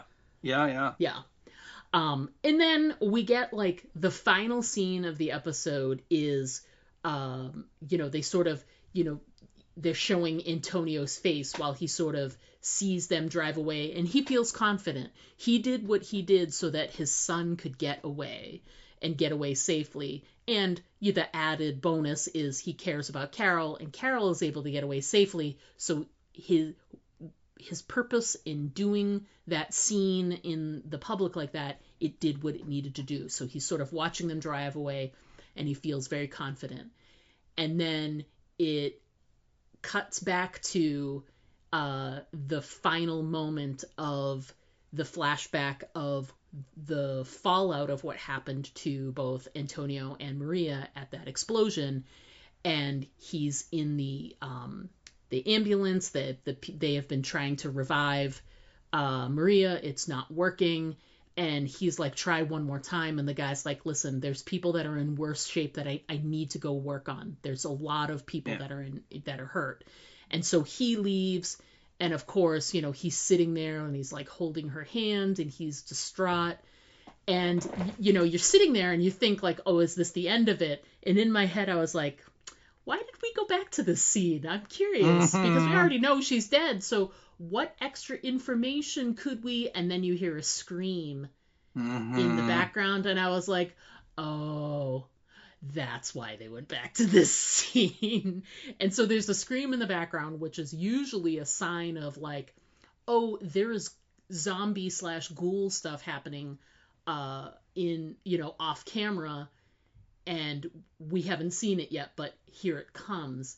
And so directly in front of Antonio on the ground are a couple of other victims of the bomb. And they're just like laying on the ground with those, you know, those like aluminum foil blankets on top of them. And then out of nowhere, they just like sit up like Michael Myers in Halloween, like straight up. And they're, they're making the noises. And so they're doing that. And Antonio is just, you know, absolutely stunned, which everybody was as soon as the apocalypse went down. Right. And then in that moment, while he's stunned, Maria's hand starts to move, and he immediately is like, oh, my beautiful wife, she is alive. And he turns and is like, Maria, Maria. And then her eyes open, and they are ghoul eyes. And you know that she's turned. And you're pretty sure that she turned anyway. There's no way. The guy already said she was gone. And they give you all of that information with all of, you know, the screaming, the other, you know, people turning into ghouls. And then her hand moves. You're like, yeah, she's a ghoul. And she was, and that final last image we have is just her like looking up at Antonio and is like, doing the thing, and then smash, the episode's over. So that was our final moment. And I felt, and I feel like you might be right there with me, I feel like it was a little on the nose that this really important moment that happened to Antonio, this very like it's the foundation for a lot of the relationship, you know, trauma and moments that are happening now that are playing out are based off of this moment in the beginning. And it just so happens to happen on the day that the apocalypse breaks out in Barcelona. Yeah, I'm not a fan. I was like, of course she dies on the first day of the ZA. It's gilding the lily. It's like, you know what? It's a traumatic event. You don't have to throw ghouls in there as well. It would still be a huge downer in his life. You know what I mean? It's just like, come on. I don't know what's gained there is my thing. I'm not 100% against it. I just don't understand. It was already a traumatic event. She's already dead. Yeah. And that was the plot point of the story.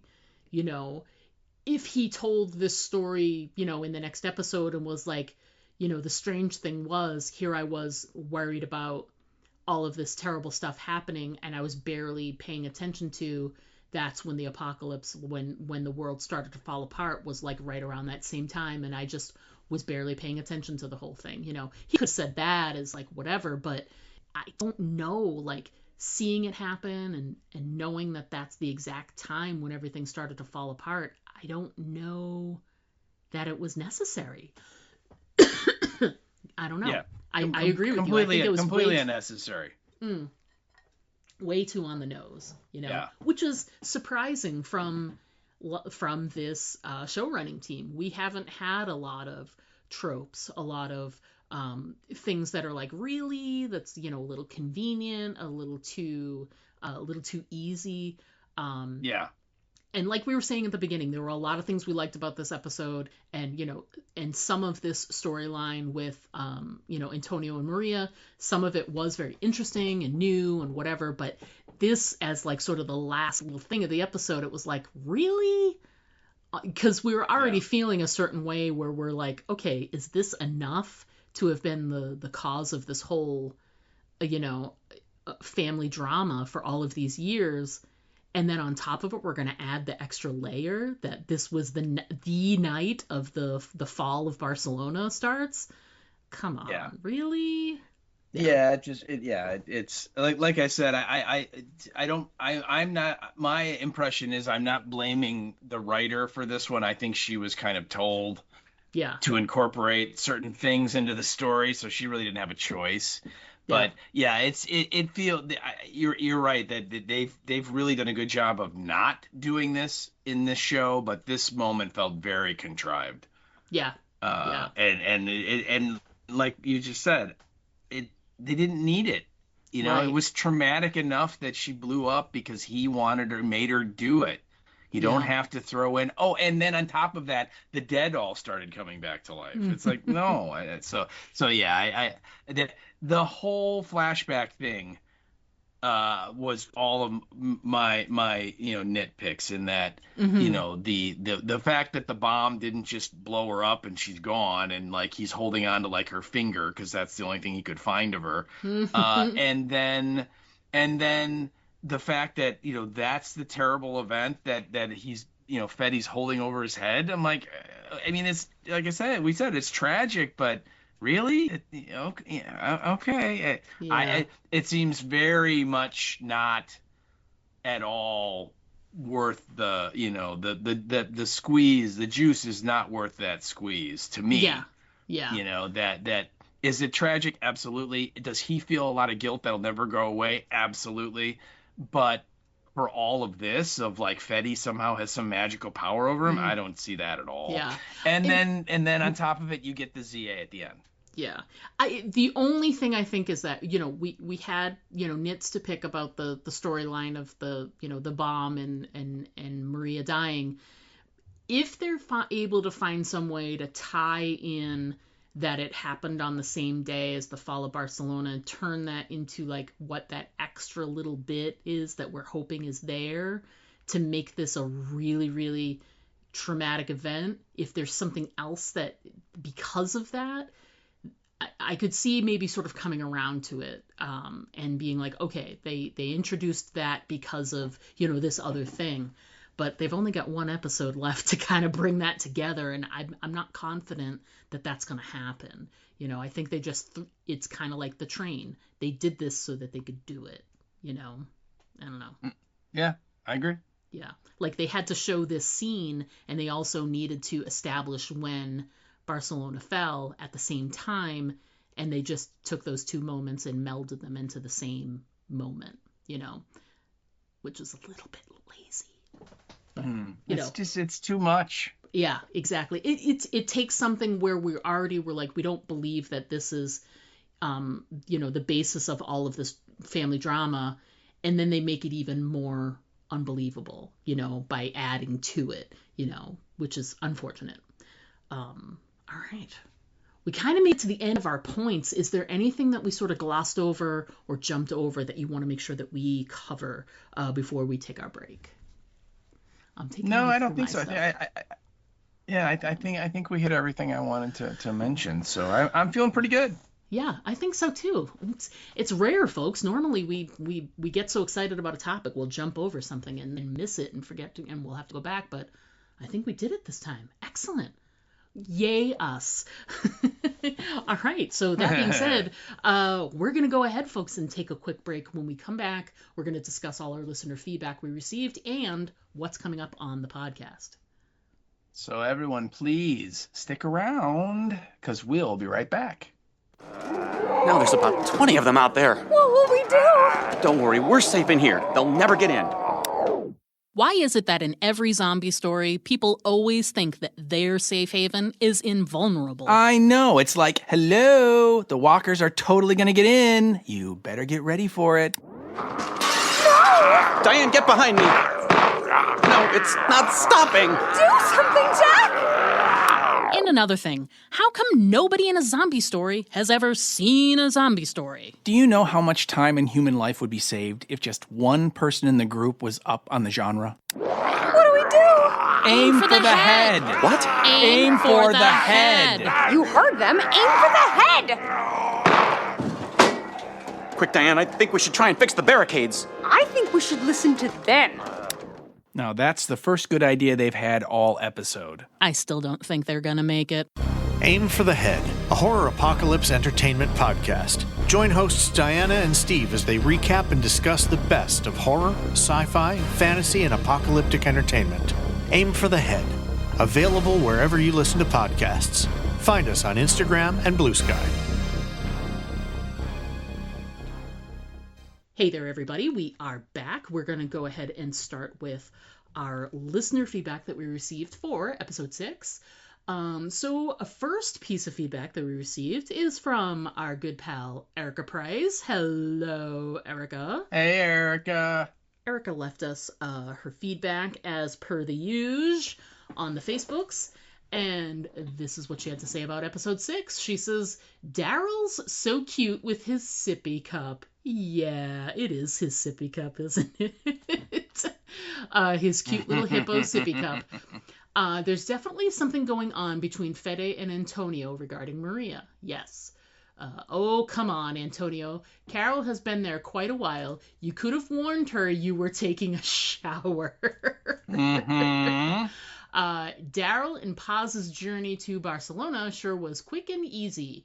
It's nice everyone they come into contact with speaks fluent English.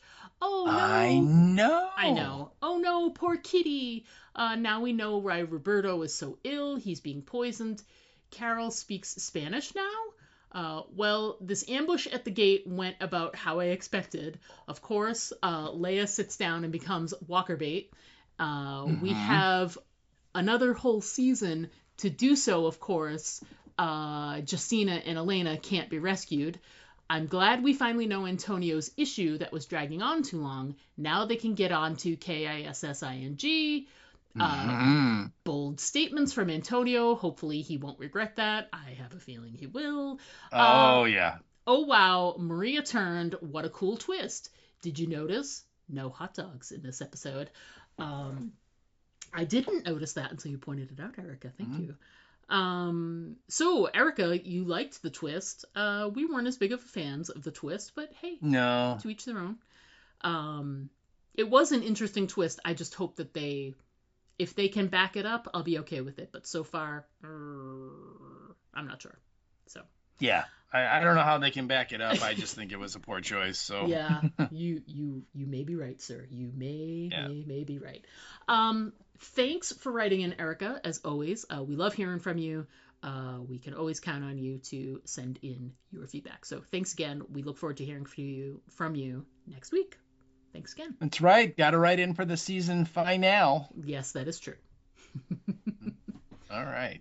Thanks a lot, Erica. Yep. So, our next piece of feedback comes from another one of our really good pals, and that's Karen, do not call me Lauren Cohen. Mm-hmm. And she sent this via the Facebook, and she was kind of short and to the point, I would say, in that her feedback is, I'm glad the horses got away in this show. That is all. And yes, when the ambush starts, if you remember the Alcazar's convoy, he has these two knuckleheads on white horses with the flags and the banners that they're kind of galloping around in front of or next to the car. And when the shooting starts, those two guys get shot relatively quickly, and both of those horses are like, "Yeah, I'm out of here," and they go running away. So they much like the horse from last week with the guy who was playing the guitar in front of the train. Yep. All those horses are like, yeah, we're Spanish horses. We're out of here. Yeah, peace out, man. This is we came in on this mess. Goodbye. Yeah, exactly. So, but anyway, Karen, thank you so much. I am also glad, because it's a horse is a horse, of course, and I am always happy when they don't get eaten. So that's correct. Yeah, we had to have one domesticated animal die this episode. We didn't need to have more than one, so we appreciate that. Exactly. Yeah. Exactly. Thanks, Karen. All right. All right. And although we didn't get another piece of feedback, we were hoping to hear from Bev2, who writes in very often, but she sent a message that said that she was hoping to have time to watch the episode and get feedback to us, but she also was feeling a little under the weather, and she was saying that if the episode wasn't that exciting, she might just fall asleep. Well, we didn't get any feedback from Bev, so we're thinking the episode wasn't that exciting for her. She must have fallen asleep. And she must have fallen asleep. So you'll have to let us know next week, and hopefully by next week, Bev, we hope you're feeling better. So rest up and let us know next week what you thought of episode 6 and 7 at the same time. We look forward to hearing from you next week instead. So, yeah. All right. Absolutely. So speaking of next week is, I can't believe we're here already. These damn short seasons, man, they just sneak right up on you. Season finale next week. Episode title is Salaz del Mar.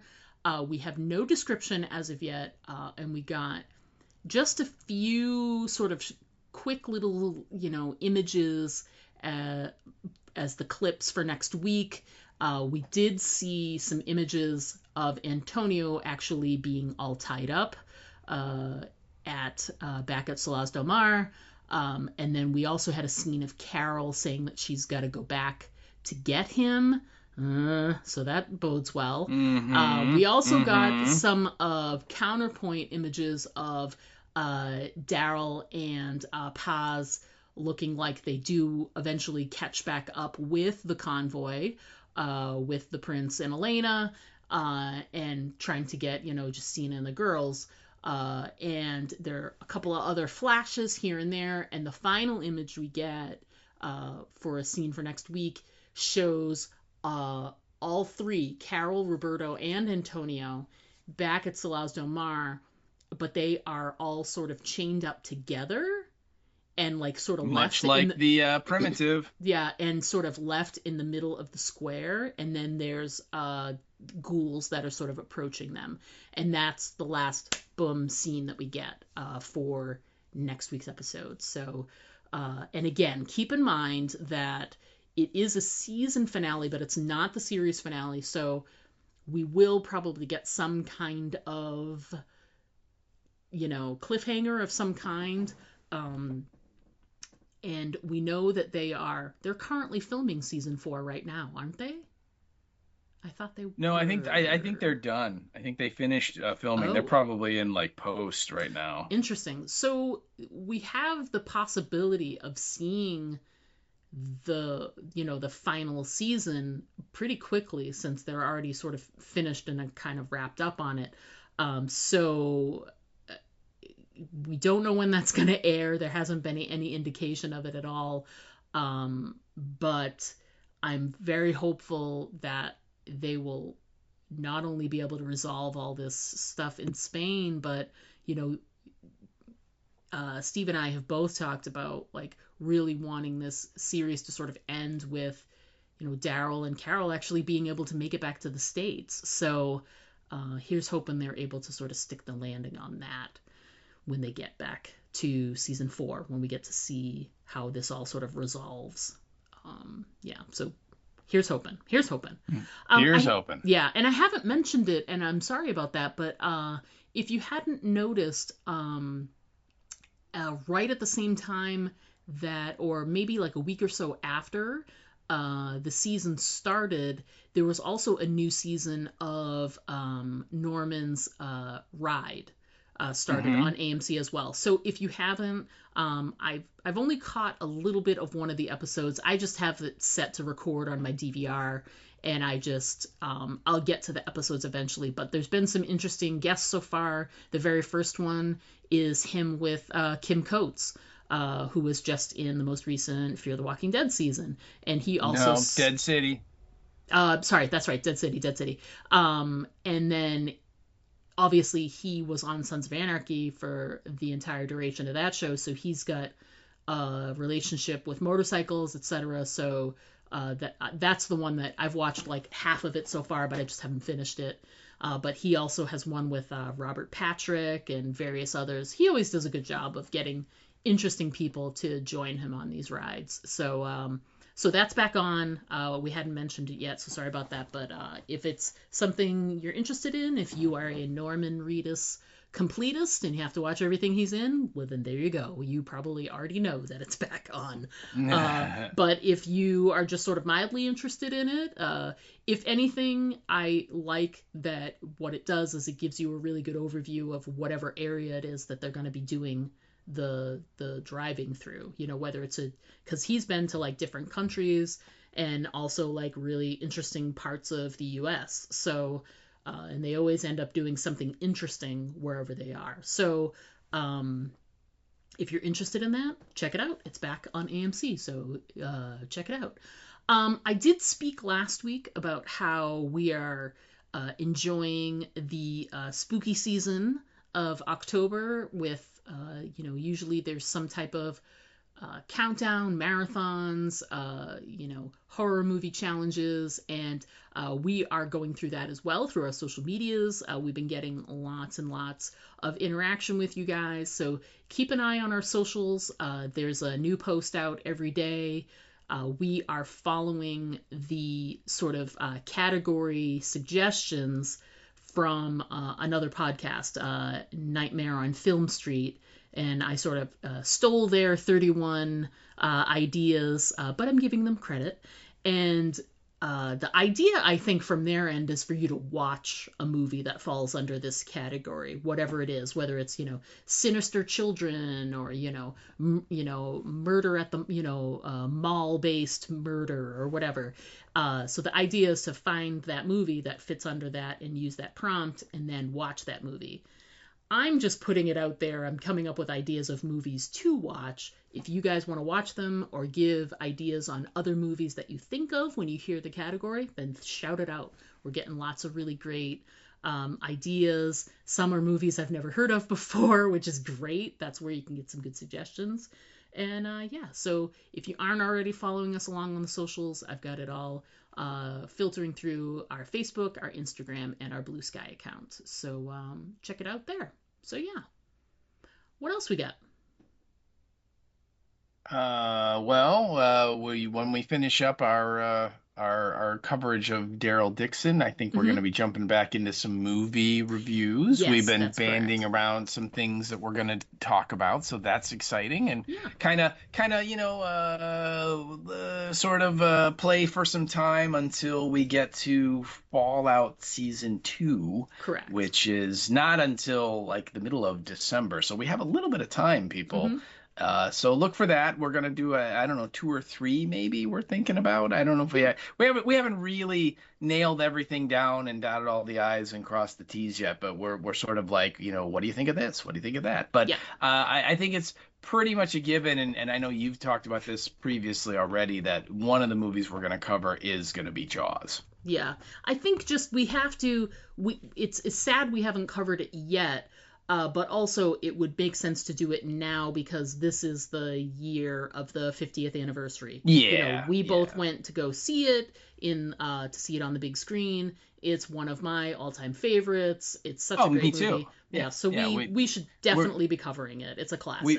We are definitely both Jaws heads, and Yes. grew up with Jaws, and it's been a part of our lives type thing. So I think that's a no-brainer. And then we got some, I think, some really interesting ideas for the other ones as well. So look for that. So we're not gonna like go away completely for this next little time. We will be popping up in your feed. So hopefully you guys will follow along and watch the movies and send in your feedback or your thoughts on these movies, because we want to hear what you have to think too. Yeah, excellent. So thanks. Yeah. So last thing that I have is a friend of the show, Tim Griffin, who when we covered the amazing Netflix show Kingdom, he had provided a lot of feedback. He is the brother of Joe Griffin.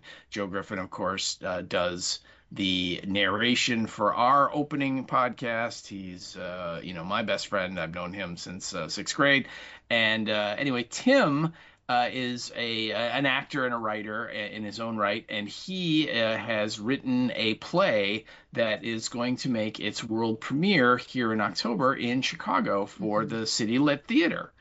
And so we're spreading the news, people. Yeah.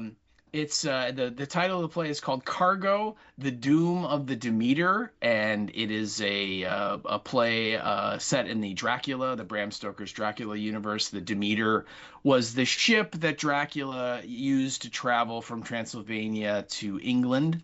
That in the original Dracula story, what happens on the Demeter is kind of glossed over. They really don't go into specifics other that the ship like crashes onto the beach of Whitby, and everybody is dead and gone, and there's one crew member left, and he's like lashed himself to the wheel, and so obviously really bad things happened, and so Tim who's a huge fan of Dracula and of Bram Stoker and that particular novel, has written this entire story about that journey. And so so City Lit is going to be doing it. The world premiere is October 18th. And I think right now they're in previews that is going on, but it's gonna run starting October 18th, and it goes I think almost to like Thanksgiving, so like pretty much a full month. And if you are at all interested and want to check it out, the website for City Lit is citylit.org, and you can get all of the ticket and show times and all that stuff set up. And I'm really excited for it. Tim's been working on this for a while, and Joe is doing the sound design. So I know it's going to sound amazing because Joe's a wizard at all that and is super creative. So it's going to be a good time, and it's kind of the right time of the year because it's spooky season, and this is clearly a horror themed production. So again, Cargo: The Doom of the Demeter, and it premieres on October 18th and runs through November 23rd, and that website again is citylit.org. So check it out. Excellent. It sounds like it's going to be a great time.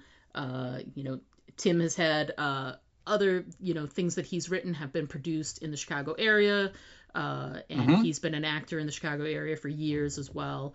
And like we're saying, Joe, who's friend of the podcast and friend of ours, did the sound design, and like you said, he's a wizard with the sound design, and it's definitely gonna look good, and it's gonna the words are going to be great, written by Tim, but it's also going to sound great because Joe's going to craft a beautiful sound design around it. So, I believe that the one of the descriptors for this is atmospheric, and I've heard a couple of things that I've been in the studio with Joe, and he's played some stuff and kind of things that he's like sort of like in the process of building. So I have a little idea of some of the things he's doing, and it's gonna sound amazing. That's awesome. And City Lit, they put on a good show, they cast good people for their roles, and so it's gonna be an event. So definitely check it out, and we have some press type stuff, and we'll post that up on our socials as well, so you can see that there if you want. So there you go. Great. Excellent. Well, folks, that's going to wrap it up for us this week. We look forward to chatting with you next week when we talk the season finale for Daryl Dixon. We can't believe it's here already. But we look forward to chatting with you next week about that. But until then, as always, I'm Diana. And I'm Steve. And don't forget to always aim for the head. Because those body shots, they just don't work. To send us an email, write us at aimfortheheadpodcast@gmail.com. And our Twitter handle is @AFTH Podcast. Pictures and video are always welcome at our Instagram account, Aim for the Head Podcast, all one word. But the best way to keep in touch with us is to just like our Facebook page to get all of our updates in your feed.